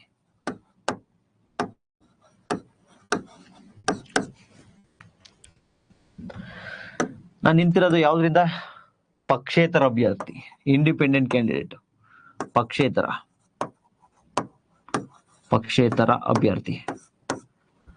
ಅಭ್ಯರ್ಥಿ ಆಗಿದ್ದೀನಿ ನಾನು, ಇಂಡಿಪೆಂಡೆಂಟ್ ಕ್ಯಾಂಡಿಡೇಟ್. ವಿನ್ ಆಗಿದ್ದೀನಿ, MP ಆಗಿದ್ದೀನಿ.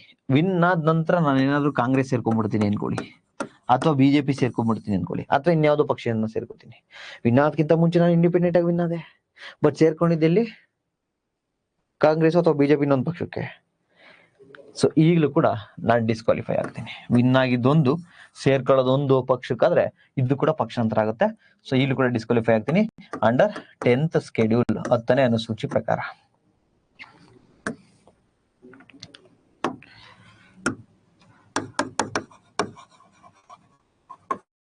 ಇಂಡಿಪೆಂಡೆಂಟ್ ಇಂದ ಯಾವ್ದಾದ್ರು ಒಂದು ರಾಜಕೀಯ ಪಕ್ಷಕ್ಕೆ, ಪಕ್ಷೇತರ ಅಭ್ಯರ್ಥಿಯಿಂದ ಯಾವ್ದಾದ್ರು ಒಂದು ರಾಜಕೀಯ ಪಕ್ಷಕ್ಕೆ ಸೇರ್ಕೊಂಡು ಕೂಡ ನಾನೇನಾಗ್ತೀನಿ, ಡಿಸ್ಕ್ವಾಲಿಫೈ ಆಗ್ತಾ ಹೋಗ್ತೀನಿ. ಸರ್, ಈ ಮೂರೇನ ಸರಿ ಇರೋದು? ಡೆಫಿನೆಟ್ಲಿ ಇನ್ನೊಂದಿದೆ ಸರ್, ವೆರಿ ವೆರಿ ಇಂಪಾರ್ಟೆಂಟ್. ಅದ್ಯಾವುದು ಅಂದ್ರೆ ನೋಡಿ ಸರ್, ನಾನು ಪ್ರೇಮ್,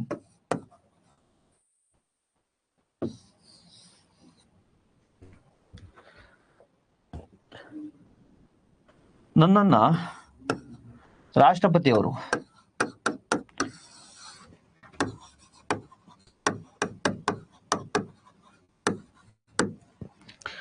ನಾಮಿನೇಟ್ ಮಾಡ್ಬಿಟ್ಟವ್ರೆ ಸರ್. ಎಲ್ಲಿಗೆ ಮಾಡ್ಯವ್ರೆ? ರಾಜ್ಯಸಭೆಗೆ ಮಾಡ್ಯವ್ರೆ ಸರ್. ರಾಜ್ಯಸಭೆಗಾದ್ರೂ ನಾಮಿನೇಷನ್ ಅನ್ನ ಮಾಡ್ಬೋದು, ಲೋಕಸಭೆಗೆ ಮಾಡ್ಬೋದು. ಬಟ್ ಈಗ ಲೋಕಸಭೆಗೆ ಇಬ್ರು ಆಂಗ್ಲೋ ಇಂಡಿಯನ್ಸ್ ಅನ್ನ ನಾಮಿನೇಟ್ ಮಾಡ್ತಕ್ಕಂಥದ್ದನ್ನ ಕ್ಯಾನ್ಸಲ್ ಮಾಡಿದೀವಿ. ನಾಮನಿರ್ದೇಶನ ಮಾಡೋದನ್ನ ಈಗ ನಮ್ಗೆ ರಾಜ್ಯಸಭೆಲೆ ಮಾಡಿದ್ದಾರೆ ಅನ್ಕೊಳ್ಳಿ. ರಾಜ್ಯಸಭೆ ಯಾವ ಆಧಾರದ ಮೇಲೆ ನನ್ನ ನಾಮನಿರ್ದೇಶನಗೊಳಿಸಿದ್ರು ಸರ್, ನಾಮಿನೇಟ್ ಮಾಡಿದ್ರು ಸರ್ ನಮ್ಮ ರಾಷ್ಟ್ರಪತಿಯವರು? ಸಿಂಪಲ್, 4 ಕ್ವಾಲಿಫಿಕೇಶನ್ ಇದೆ: art, literature, social service and science. ಕಲೆ, ಸಾಹಿತ್ಯ, ವಿಜ್ಞಾನ, ಸಮಾಜ ಸೇವೆ. ಈ 4ರಲ್ಲೂ ಕೂಡ ಅತ್ಯುನ್ನತ ಸೇವೆಯನ್ನ ಸಲ್ಲಿಸಿದ್ದೀನಿ ನಾನು ಅಂತೇಳಿ ನನ್ನ ಈಗ ರಾಜ್ಯಸಭೆಗೆ ನಾಮಿನೇಟ್ ಮಾಡಿದ್ದಾರೆ ಯಾರು? ಭಾರತದ ರಾಷ್ಟ್ರಪತಿಯವರು. ಸೊ ಈ ರೀತಿ ನಾಮಿನೇಟ್ ಆಗಿ ನಾಮನಿರ್ದೇಶನಗೊಂಡಾಗ ನಾನು ಮೆಂಬರ್ ಆಫ್ ಪಾರ್ಲಿಮೆಂಟ್ ಅಲ್ವಾ? ಎಸ್, ಮೆಂಬರ್ ಆಫ್ ಪಾರ್ಲಿಮೆಂಟ್, ಸಂಸತ್ತಿನ ಸದಸ್ಯ ನಾನು. ಸೊ ನಾಮಿನೇಟ್ ಮಾಡಿ ಸಂಸತ್ತಿನ ಸದಸ್ಯನಾಗಿ ಆಫ್ಟರ್ 6 ಮಂತ್, 6 ತಿಂಗಳ ನಂತರ ನಾನೀಗ ಯಾವ್ದಾದ್ರು ಬಿಜೆಪಿನೋ ಕಾಂಗ್ರೆಸ್ ಸೇರ್ಕೊಂಡ್ಬಿಟ್ಟೆ ಅನ್ಕೊಳ್ಳಿ, ಈಗಲೂ ಕೂಡ ನಾನು ಡಿಸ್ಕ್ವಾಲಿಫೈ ಆಗ್ತೀನಿ. ಲಾಂಗ್ ಸ್ಟೋರಿ ಶಾರ್ಟ್, ನಾಮನಿರ್ದೇಶನಗೊಂಡಿರ್ತಕ್ಕಂತಹ ವ್ಯಕ್ತಿ ಯಾವ್ದಾದ್ರು ಒಂದು ಪಕ್ಷವನ್ನ 6 ತಿಂಗಳ ನಂತರ, ನಾಮನಿರ್ದೇಶನಗೊಂಡ 6 ತಿಂಗಳ ನಂತರ, ನಾಮಿನೇಟೆಡ್ ಆಗಿ 6 ತಿಂಗಳಾದ್ಮೇಲೆ, ಆಫ್ಟರ್ 6 ಮಂತ್ ಯಾವ್ದಾದ್ರು ಒಂದು ಪಕ್ಷಕ್ಕೆ ಸೇರ್ಕೊಂಡಿದ್ದೀನಿ ನಾನು ಅಂತ ಆದ್ರೆ ಇಲ್ಲಿ ಕೂಡ ನಾನು ಡಿಸ್ಕ್ವಾಲಿಫೈ ಆಗ್ತೀನಿ. ಬಟ್ ಬಿಫೋರ್ ಸೇರ್ಕೋಬೋದಾ? ಎಸ್, ಬಟ್ ಆಫ್ಟರ್ 6 ಮಂತ್ ಸೇರ್ಕೊಳ್ಳೋ ಆಗಿಲ್ಲ. ಸೊ ಅಲ್ಲಿಗೆ 4ನೇ ಕಂಡೀಷನ್ಸ್: ನಾಮಿನೇಟೆಡ್ ಮೆಂಬರ್, ನಾಮನಿರ್ದೇಶನಗೊಂಡ ವ್ಯಕ್ತಿ 6 ತಿಂಗಳ ನಂತರ ಯಾವ್ದಾದ್ರು ಒಂದು ಪಕ್ಷಕ್ಕೆ ಸೇರ್ಕೋಬಾರ್ದು. ಲಾಂಗ್ ಸ್ಟೋರಿ ಶಾರ್ಟ್, ಅನರ್ಹತೆಗೊಳ್ತಕ್ಕಂಥದ್ದು 3 ವಿಧಾನದಲ್ಲಿ ಅನರ್ಹತೆಗೊಳ್ತೀವಿ ಸರ್. ನಂಬರ್ 1 ಕಾನ್ಸ್ಟಿಟ್ಯೂಷನ್ ಪ್ರಕಾರ ಸರ್. ಕಾನ್ಸ್ಟಿಟ್ಯೂಷನ್ ಪ್ರಕಾರ ಒಂದು 4 ರೀತಿಯಾಗಿ ನೋಡ್ತಾ ಬಂದ್ವಿ ಸರ್. ಫಾರ್ ಎಕ್ಸಾಂಪಲ್, ಇನ್ಸಾಲ್ವೆಂಟ್ ಅಂತ ನಾವು ಘೋಷಣೆ ಆದ್ರೆ ದಿವಾಳಿ ಅಂತ ಹೇಳಿ ನಂಬರ್ 1. ನಂಬರ್ 2 ಅನ್ಸೌಂಡ್ ಮೈಂಡ್, ಮಾನಸಿಕ ಸ್ಥಿಮಿತತೆಯನ್ನು ಕಳ್ಕೊಂಡ್ರೆ. ನಂಬರ್ 3 ವಾಲಂಟರಿ ರಿನೌನ್ಸಿಯೇಷನ್ಸ್ ಅವರ್ ಸಿಟಿಜನ್ಶಿಪ್, ಭಾರತದಲ್ಲಿರ್ತಕ್ಕಂಥ ಪೌರತ್ವವನ್ನು ನಾನು ಬಿಟ್ಟಿದ್ದೀನಿ ಅಂದ್ರೆ. ಈ ರೀತಿಯ ಸನ್ನಿವೇಶದಲ್ಲಿ ಅಂಡರ್ ಕಾನ್ಸ್ಟಿಟ್ಯೂಷನ್ ನಾನು ಡಿಸ್ಕ್ವಾಲಿಫೈ ಆಗ್ತೀನಿ, ಅನರ್ಹತೆಗೊಳ್ತೀನಿ. ಇದನ್ನು ಹೊರತುಪಡಿಸಿದ್ರೆ ರೆಪ್ರೆಸೆಂಟೇಟಿವ್ ಆಫ್ ಪೀಪಲ್ ಆಕ್ಟ್ ನ ಪ್ರಕಾರನು ಕೂಡ ಭಾರತೀಯ ಒಂದು ರೆಪ್ರೆಸೆಂಟೇಟಿವ್ ಆಫ್ ಪೀಪಲ್ ಆಕ್ಟ್ ಏನಿದೆ, ಜನಪ್ರಾತಿನಿಧ್ಯ ಕಾಯ್ದೆ ಏನಿದೆಯಲ್ಲ, ಇದ್ರ ಪ್ರಕಾರ ಕೂಡ ಡಿಸ್ಕ್ವಾಲಿಫೈ ಆಗ್ಬೋದು. ಅದ್ರ ಪ್ರಕಾರ 1-2-3 ಕಂಡೀಷನ್ ನಾನು ಹೇಳ್ತೆ. ಅಂದ್ರೆ ಎಲೆಕ್ಷನ್ ಏನಾದ್ರು ನಂದು ಮಾಲ್ ಪ್ರಾಕ್ಟೀಸ್ ಆಗಿದೆ, ಏನಾದ್ರು ತಪ್ಪಾಗಿ ನಾನು ಎಲೆಕ್ಷನ್ ನಲ್ಲಿ ಕಂಟೆಸ್ಟ್ ಮಾಡಿ ಬಂದಿದ್ದೀನಿ ಅಂತೇಳಿ ನನಗೆ ಗಿಲ್ಟ್ ಇದ್ರೆ number 1. Number 2, 2 or more year ನನಗೆ ಕನ್ವಿಕ್ಷನ್ ಆಗಿದ್ರೆ, ಶಿಕ್ಷೆ ಆಗಿದ್ರೆ ನಂಬರ್ 2. ನಂಬರ್ 3, ನಾನು ಡೌರಿ, ಸತಿ, ಅನ್ಟಚಬಿಲಿಟಿ, ಸತಿ ಪದ್ಧತಿ ಆಗಿರ್ಬೋದು, ವರದಕ್ಷಿಣೆ ಪದ್ಧತಿ ಆಗಿರ್ಬೋದು, ಅಥವಾ ಅಸ್ಪೃಶ್ಯತೆಯನ್ನಾಗಿರ್ಬೋದು ಆಚರಣೆ ಮಾಡ್ತಾ ಇದ್ದೀನಿ ಅಂದ್ರೆ ಆಗ ನಾನು ಡಿಸ್ಕ್ವಾಲಿಫೈ ಆಗ್ತೀನಿ. ಅಥವಾ ನಾನು ಈಗ ಆಲ್ರೆಡಿ ಸರ್ಕಾರಿ ನೌಕರಿಯಲ್ಲಿ ಇದ್ದೆ, ಡಿಸ್ಮಿಸ್ ಆಗ್ಬಿಟ್ಟು MP ಆಗಿದ್ದೀನಿ ಅನ್ಕೊಳ್ಳಿ, ಡಿಸ್ಮಿಸ್ ಆಗಿರೋದೇನೋ ಬ್ರೈಬ್ ತಗೊಂಡಿದ್ದೀನಿ ಅಂತ, ಆ ಸಮಯದಲ್ಲಿ ಕೂಡ ನಾನು ಡಿಸ್ಕ್ವಾಲಿಫೈ ಆಗ್ಬೋದು. ಇವೆಲ್ಲ ಯಾವುದು? ಜನಪ್ರಾತಿನಿಧ್ಯ ಕಾಯ್ದೆಯ ಪ್ರಕಾರ. ಸೊ ಕಾನ್ಸ್ಟಿಟ್ಯೂಷನ್ ಆಯ್ತು, ಜನಪ್ರಾತಿನಿಧ್ಯ ಕಾಯ್ದೆ ಆಯ್ತು. ನೆಕ್ಸ್ಟ್ 10th ಶೆಡ್ಯೂಲ್ ಅನುಸೂಚಿ 10 ಪ್ರಕಾರನು ಕೂಡ ಡಿಸ್ಕ್ವಾಲಿಫೈ ಆಗ್ಬೋದು. 10th ಶೆಡ್ಯೂಲ್ ಯಾವ್ದು ಹೇಳುತ್ತೆ? ಪಕ್ಷಾಂತರ ನಿಷೇಧ ಕಾಯ್ದೆ, ಆಂಟಿ ಡಿಫೆಕ್ಷನ್ ಲಾ. ಅದರಲ್ಲಿ 4 ವಿಧಗಳಲ್ಲಿ ಆಗ್ಬೋದು. ವಾಲಂಟರಿ, ನಾನೇನಾದ್ರು MP ಆಗಿದ್ದೀನಿ, ವಾಲಂಟರಿ ನನ್ನ ಒಂದು ಸ್ಥಾನವನ್ನ ಬಿಟ್ಕೊಟ್ರೆ. ಎರಡನೇದಾಗಿ, ನಾನು ಒಂದು ಬಿಜೆಪಿಯಿಂದ ಎಲೆಕ್ಟ್ ಆಗಿದ್ದೀನಿ ಅಂದ್ಕೊಳ್ಳಿ. ಸೊ ನಾನೀಗ 3 ಲೈನ್ ವಿಪ್ ಅನ್ನ ಕೊಟ್ಟಿರ್ತಾರೆ. What is the meaning of 3 line whip already ಹೇಳಿದ್ದೀನಿ. ಸೊ ಅದನ್ನ ನಾನು ಮಾಡ್ಲಿಲ್ಲ ಅಂದ್ರೆ, ಅದರ ಪ್ರಕಾರ ನಡ್ಕೊಳ್ಳಿಲ್ಲ ಅಂದ್ರೆ, ನಾನು ವೋಟ್ ಅನ್ನ ಅಪೋಸಿಟ್ ಆಗಿ ಹಾಕಿದ್ರೆ ಆ ಒಂದು ಬಿಲ್ಗೆ, ಆಗ ನಾನು ಡಿಸ್ಕ್ವಾಲಿಫೈ ಆಗ್ತೀನಿ ಅಂಡರ್ 10th ಶೆಡ್ಯೂಲ್ 10ನೇ ಅನುಸೂಚಿ ಪ್ರಕಾರ. ದೆನ್ ಇಂಡಿಪೆಂಡೆಂಟ್ ಕ್ಯಾಂಡಿಡೇಟ್ ಆಗಿದ್ದೀನಿ, ಪಕ್ಷೇತರ ಅಭ್ಯರ್ಥಿಯಾಗಿ ಸ್ಪರ್ಧೆ ಮಾಡಿ ವಿನ್ ಆಗಿದ್ದೀನಿ. ಆಗ ಪಕ್ಷೇತರ ಅಭ್ಯರ್ಥಿಯಾಗಿ ವಿನ್ ಆಗಿ ಯಾವ್ದಾದ್ರು ಒಂದು ರಾಜಕೀಯ ಪಕ್ಷವನ್ನ ಸೇರ್ಕೊಂಡ್ರೆ ಅದು ಕೂಡ ಪಕ್ಷಾಂತರ ಅನ್ಸ್ಕೊಳ್ಳುತ್ತೆ, ಡಿಸ್ಕ್ವಾಲಿಫೈ ಆಗ್ತೀನಿ. ದೆನ್ ನಂಬರ್ 4, ನನ್ನನ್ನು ನಾಮಿನೇಷನ್ ಅನ್ನ ಮಾಡಿದ್ದಾರೆ ಅನ್ಕೊಳ್ಳಿ, ಎಲ್ಲಿಗೆ? ರಾಜ್ಯಸಭೆಗೆ ನಾಮನಿರ್ದೇಶನಗೊಂಡಿದ್ದೀನಿ ರಾಷ್ಟ್ರಪತಿ ಅವರಿಂದ. ಸೊ ಈಗ ನಾನು 6 ತಿಂಗಳ ನಂತರ ಯಾವ್ದಾದ್ರು ಒಂದು ಪಕ್ಷವನ್ನು ಸೇರ್ಕೊಂಡು ಕೂಡ ಡಿಸ್ಕ್ವಾಲಿಫೈ ಆಗ್ತೇನೆ. ಈ 3 ಏನ್ ಹೇಳ್ಕೊಟ್ನಲ್ವೇ, ಕಾನ್ಸ್ಟಿಟ್ಯೂಷನ್ ಪ್ರಕಾರ, ಜನಪ್ರಾತಿನಿಧ್ಯ ಕಾಯ್ದೆ ಪ್ರಕಾರ ಮತ್ತೆ 10th ಶೆಡ್ಯೂಲ್ ಪ್ರಕಾರ ಅಂತ ಹೇಳಿ ಸೇಮ್ ಅಪ್ಲೈ ಆಗುತ್ತೆ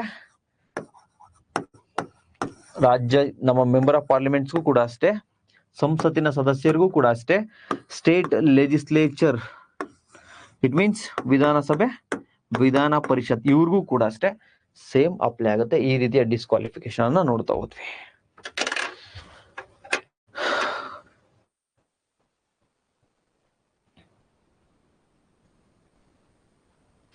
ಸೆಷನ್ ಬಂದಾದ್ಮೇಲೆ ಓಟ್ ಹಾಕ್ಬೇಕಲ್ವಾ ಸರ್? ವಿರುದ್ಧ ಅದ್ರ ಪರವಾಗಿ ಹಾಕಿಲ್ಲ ಅಂದ್ರೆ ವಿರುದ್ಧವಾಗಿ ಹಾಕಿದ್ದಾರೆ ಅಂತ ಕನ್ಸಿಡರ್ ಆಗುತ್ತಲ್ವಾ ಸರ್? ಇನ್ ಕೇಸ್ ಅವತ್ತು ಹೋಗದೆ ಇದ್ರೆ ಏನು ಡಿಸ್ಕ್ವಾಲಿಫೈ ಆಗಲ್ಲ, ತೊಂದರೆ ಇಲ್ಲ. ಹೋಗಿ ಕೂಡ ಆಪೋಸಿಟ್ ಹಾಕಿದ್ರೆ ಯಾವಲ್ಲೂ ಕೂಡ ಇಂಡಿಪೆಂಡೆಂಟ್ ಪಾರ್ಟಿ ಬೇರೆ ಪಾರ್ಟಿಗೆ ಸೇರಿದ್ರೆ ಡಿಸ್ಕ್ವಾಲಿಫೈ ಏನಿ ಸರ್. 1 ತಿಂಗಳ ಆಗಿರ್ಲಿ ಅಥವಾ 6 ತಿಂಗಳಾಗ್ಲಿ ಅಥವಾ ಗೆದ್ದ ಎಷ್ಟು ದಿನ ಆದ್ರೂ ಆಗಿರ್ಲಿ, ಇಂಡಿಪೆಂಡೆಂಟ್ ಪಾರ್ಟಿಯಲ್ಲಿ ಇರ್ತಕ್ಕಂಥ ಮೆಂಬರು ಯಾವ್ದಾದ್ರು ಪಾರ್ಟಿಗೆ ಜಾಯ್ನ್ ಆದ್ರೆ ಡಿಸ್ಕ್ವಾಲಿಫೈ. ಎಸ್,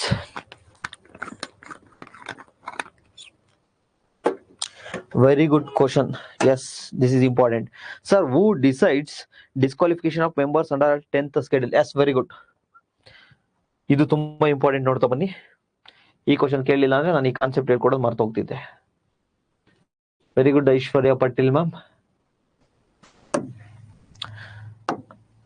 ನೋಡ್ರಿ, ಕಾನ್ಸ್ಟಿಟ್ಯೂಷನ್ ಅಥವಾ ರೆಪ್ರೆಸೆಂಟೇಟಿವ್ ಆಫ್ ಪೀಪಲ್ ಆಕ್ಟ್ ಇದರ ಪ್ರಕಾರ ಡಿಸ್ಕ್ವಾಲಿಫೈ ಆಗಿದ್ದಾರೆ ಅಂದ್ರೆ, ಅನರ್ಹತೆಗೊಂಡಿದ್ದಾರೆ ಅಂದ್ರೆ, ಇದು ಯಾರ ಒಂದು ಹೇಳಿಕೆ ಫೈನಲ್ ಅಂತಂದ್ರೆ ಯಾರು ನಿರ್ಧರಿಸ್ತಾರೆ ಅಂದ್ರೆ ಪ್ರೆಸಿಡೆಂಟ್ ಆಫ್ ಇಂಡಿಯಾ, ಭಾರತದ ರಾಷ್ಟ್ರಪತಿಯವರು ಏನ್ ಹೇಳ್ತಾರೆ ಫೈನಲ್. ಬಟ್ ಜುಡಿಷಿಯಲ್ ರಿವ್ಯೂ ಮಾಡ್ಬೋದು. Number 1 representative of people act ಅಥವಾ ಕಾನ್ಸ್ಟಿಟ್ಯೂಷನ್ ಪ್ರಕಾರ ಅನರ್ಹತೆಗೊಂಡಿರ್ತಕ್ಕಂಥದ್ನ ಯಾರು ಇದ್ ಮಾಡ್ತಾರೆ ಫೈನಲ್ ಮಾಡ್ತಾರೆ? ಪ್ರೆಸಿಡೆಂಟ್ ಆಫ್ ಇಂಡಿಯಾ, ಭಾರತದ ರಾಷ್ಟ್ರಪತಿಯವರು.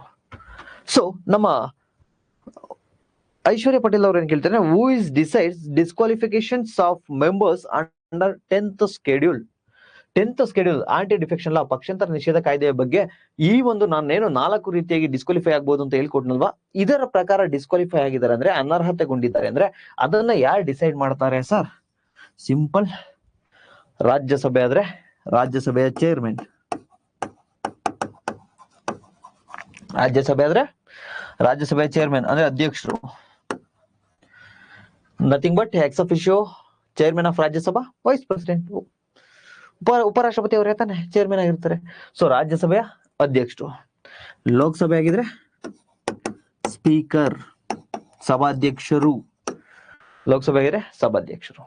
ಅದೇ ಸ್ಟೇಟಿಗೆ ಬಂದ್ರೆ ವಿಧಾನ ಸಭೆಯಲ್ಲಾದ್ರೆ ಸ್ಪೀಕರ್, ಸಭಾಧ್ಯಕ್ಷರು, ಸ್ಪೀಕರ್, ವಿಧಾನಸಭೆ ಸ್ಪೀಕರ್.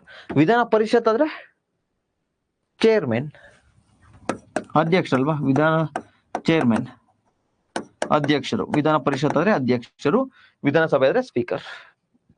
ಸೊ ಇವರು ಡಿಸೈಡ್ ಅನ್ನ ಮಾಡ್ತಾ ಹೋಗ್ತಾರೆ.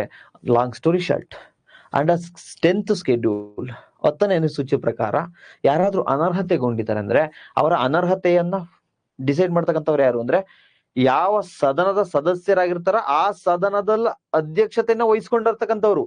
ಲೋಕಸಭೆಲಾದ್ರೆ ಸ್ಪೀಕರು, ರಾಜ್ಯಸಭೆಲಾದ್ರೆ ಚೇರ್ಮನ್. ಲೋಕಸಭೆಲಾದ್ರೆ ಸ್ಪೀಕರ್, ಸಭಾಧ್ಯಕ್ಷರು, ರಾಜ್ಯಸಭೆಯಲ್ಲಾದ್ರೆ ಅಧ್ಯಕ್ಷರು. ಅದೇ ರೀತಿ ನಮ್ಮ ಸ್ಟೇಟಿಗೆ ಬಂದಿದೆ ಅಂದ್ರೆ ವಿಧಾನಸಭೆಯಲ್ಲಾದ್ರೆ ಸ್ಪೀಕರ್, ವಿಧಾನ ಪರಿಷತ್ತಲ್ಲಾದ್ರೆ ಅಧ್ಯಕ್ಷರು, ಚೇರ್ಮನ್. Very good. ಇಲ್ಲಿಗೆ ಇವತ್ತು ನಾವೇನೇನೆಲ್ಲ ನೋಡಿದ್ವಿ ಅಂತಂದ್ರೆ, ಕ್ವಾಲಿಫಿಕೇಶನ್ ಏನಿರ್ಬೇಕು, ಅರ್ಹತೆಗಳೇನು, ಡ್ಯೂರೇಷನ್ ಅವಧಿ ಎಷ್ಟು, ಡಿಸ್ಕ್ವಾಲಿಫಿಕೇಶನ್ ಅನರ್ಹತೆಗಳು. ಸೊ ಈ 3 ನಾವು ನೋಡ್ತಾ ಬಂದ್ವಿ. ಸೊ ಯಾವ್ಯಾವ್ದು ನೋಡಿದ್ವಿ ಇಲ್ಲಿ? ಮೆಂಬರ್ ಆಫ್ ಪಾರ್ಲಿಮೆಂಟ್, ಸಂಸತ್ತಿನ ಸದಸ್ಯರಿಗೂ ಈ 3 ಯಾವ ರೀತಿ ಆಗುತ್ತೆ. ಅದನ್ನ ಬಿಟ್ರೆ ಸ್ಟೇಟ್ ಲೆಜಿಸ್ಲೇಚರ್, ರಾಜ್ಯ ಶಾಸಕಾಂಗದಲ್ಲಿ ಇರ್ತಕ್ಕಂಥ ವಿಧಾನಸಭೆ ಮತ್ತು ವಿಧಾನ ಪರಿಷತ್ತರ ಡ್ಯೂರೇಷನ್ ಏನು, ಕ್ವಾಲಿಫಿಕೇಶನ್ ಏನು, ಡಿಸ್ಕ್ವಾಲಿಫಿಕೇಶನ್ ಏನು, ಅವಧಿ ಏನು, ಅರ್ಹತೆಗಳೇನು, ಅನರ್ಹತೆಗಳೇನು ಅಂತಕ್ಕಂಥದ್ದನ್ನ ನೋಡ್ತಾ ಬಂದ್ವಿ. ಮುಂದಿನ ತರಗತಿಯಲ್ಲಿ ಮಿಕ್ಕಿದ್ದನ್ನ ನೋಡ್ತಾ ಹೋಗೋಣ. ಐ ಹೋಪ್ ಎಲ್ಲರೂ ಕೂಡ ಅರ್ಥ ಆಗಿದೆ ಅನ್ಕೋತೀನಿ. ನೋ ಇಲ್ಲ ಸರ್, ನಾನು ಅದನ್ನೇ ಹೇಳಿದ್ನಲ್ವಾ ಸರ್, ವೋಟರ್ ಲಿಸ್ಟ್ ಅಲ್ಲಿ ಬೇರೆ ಸ್ಟೇಟ್ ಅಲ್ಲಿ ಇದ್ದು ಕರ್ನಾಟಕದಲ್ಲಿ ನಾವು ಮಾಡಕ್ಕಾಗಲ್ಲ ಅಂತ ಹೇಳಿದ್ನಲ್ವಾ ಸರ್, ಕ್ಲಾಸಲ್ಲಿ ಹೇಳಿದ್ನಲ್ವಾ. ಎಸ್, ನೀವು ಲೋಕಲ್ ಬಾಡೀಸ್ಗೆ ಕಂಟೆಸ್ಟ್ ಮಾಡ್ಬೇಕಾದ್ರೆ ನಮ್ಮ ರಾಜ್ಯದಲ್ಲಿ ಅದು ಇರಲೇಬೇಕು. ಅದು ಲೋಕಲ್ ಬಾಡೀಸ್ ಬಂದಾಗ ನಿಮ್ಗೆ ಹೇಳ್ಕೊಡ್ತೀನಿ.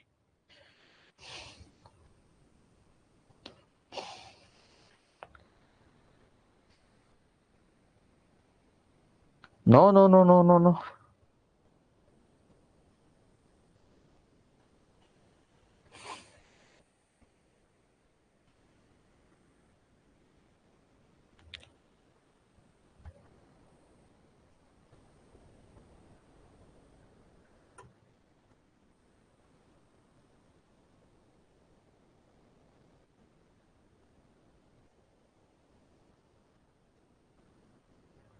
ಎಸ್, ಅದು ಪರ್ಟಿಕ್ಯುಲರ್ ಸ್ಟೇಟ್ ಅಲ್ಲಿ ರಾಜ್ಯಸಭೆಗೆ ನಿಲ್ಬೇಕು ಅಂತಂದ್ರೆ ಪರ್ಟಿಕ್ಯುಲರ್ ಸ್ಟೇಟ್ ಅಲ್ಲಿ ಎಲೆಕ್ಟ್ರಲ್ ರೋಲ್ಸ್ ಅಲ್ಲಿ, ಅಂದ್ರೆ ಫಾರ್ ಎಕ್ಸಾಂಪಲ್ ಕರ್ನಾಟಕದ ರಾಜ್ಯಸಭೆ ನಿಲ್ತಾ ಇದ್ದೀನಿ ಅಂದಾಗ ಆ ಕರ್ನಾಟಕದ ರಾಜ್ಯಸಭೆ ಏನಿತ್ತಲ್ವಾ, ಈ ಕರ್ನಾಟಕದಲ್ಲಿ ರಿಜಿಸ್ಟರ್ ಆಗಿರ್ಬೇಕು ಮತದಾರರ ಪಟ್ಟಿಯಲ್ಲಿ ಅಂತಕ್ಕಂಥದ್ನ 2003 ರಾಜ್ಯಸಭೆಗೆ ಮಾತ್ರ ತೆಗೆದಾಕಿದ್ದಾರೆ. 2003 ಲೋಕಸಭೆಗಿಂತ ಕಂಟಿನ್ಯೂ ಇದೆ. ಮತ್ತೆ 2003 ಏನು ಹಿಂಗೆ ರಾಜ್ಯಸಭೆಯಿಂದ ತೆಗೆದಾಕೋದ್ರಲ್ಲ, ಮತ್ತೆ ಕೋರ್ಟ್ಗೆ ಹೋಗುತ್ತದೆ ಸರ್, ಈ ರೀತಿ ತೆಗೆದಾಕಿದ್ದಾರೆ, ಸೊ ನಾವು ಎಲ್ಲಿ ಬೇಕಾದ್ರೂ ಇದ್ದು ಕೂಡ ಎಲ್ಲಿ ರಾಜ್ಯಸಭೆಗೆ ನಾವು ಕಂಟೆಸ್ಟ್ ಮಾಡ್ಬೇಕಂತ ಹೇಳಿ ಕೋರ್ಟ್ಗೆ ಹೋಗುತ್ತೆ ಮ್ಯಾಟರ್. ಅದು ಸುಪ್ರೀಂ ಕೋರ್ಟ್ಗೆ.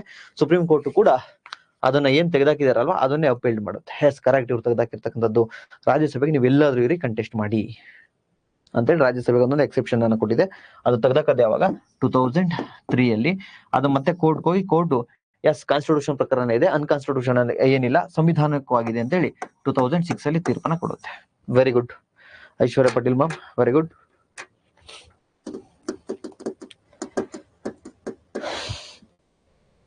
ಸರ್ ಹೇಮಂತ್ ಸರ್, ಅರ್ಥ ಆಯ್ತಲ್ಪ? ಏನಾದ್ರು ಡೌಟ್ಸ್ ಇದೆಯಾ?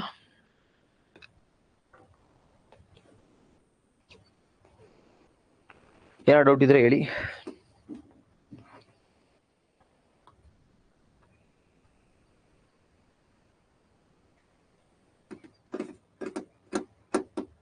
ಏನೋ ಡೌಟ್ಸ್ ಇಲ್ವೇ?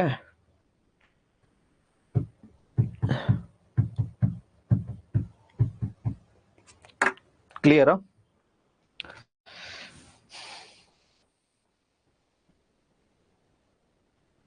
ಇಲ್ಲ, ಆ ಕಾನ್ಸ್ಟಿಟ್ಯೂಯೆನ್ಸಿಲೇ ಇರ್ಬೇಕು ಅಂತ ಏನಿಲ್ಲ, ಆ ಸ್ಟೇಟ್ ಅಲ್ಲಿ ಇರಬೇಕು. ಪರ್ಟಿಕ್ಯುಲರ್ ಸ್ಟೇಟ್ ಅಲ್ಲಿ ನೀನ್ ಎಲ್ಲಿ ಕಂಟೆಸ್ಟ್ ಮಾಡ್ತಿದ್ಯಲ್ವಾ ಆ ಸ್ಟೇಟ್ ಅಲ್ಲಿ ಇರಬೇಕು. ಬಟ್ ಅದನ್ನು ಕೂಡ 2003 ರಾಜ್ಯಸಭೆಗೆ ಆ ರಿಸ್ಟ್ರಿಕ್ಷನ್ಸ್ ಇಲ್ಲ. ಸೊ ಇದೆಲ್ಲ ಎಲ್ಲಿದೆ ಅಂದ್ರೆ ಕಾನ್ಸ್ಟಿಟ್ಯೂಷನ್ ಇಲ್ಲ, ರೆಪ್ರೆಸೆಂಟೇಟಿವ್ ಆಫ್ ಪೀಪಲ್ ಆಕ್ಟ್, ಜನಪ್ರಾತಿನಿಧ್ಯ ಕಾಯ್ದೆಯಲ್ಲಿದೆ.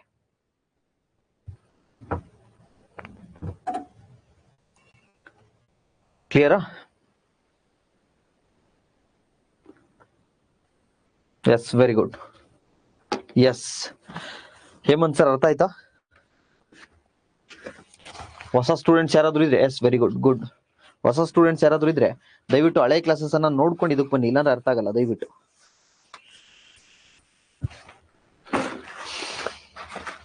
S, very good. Yes, clear. Hemant sir, Aishwarya Patel, very good. ಯಪ್ಪ, ಗುಡ್. Bye, take care.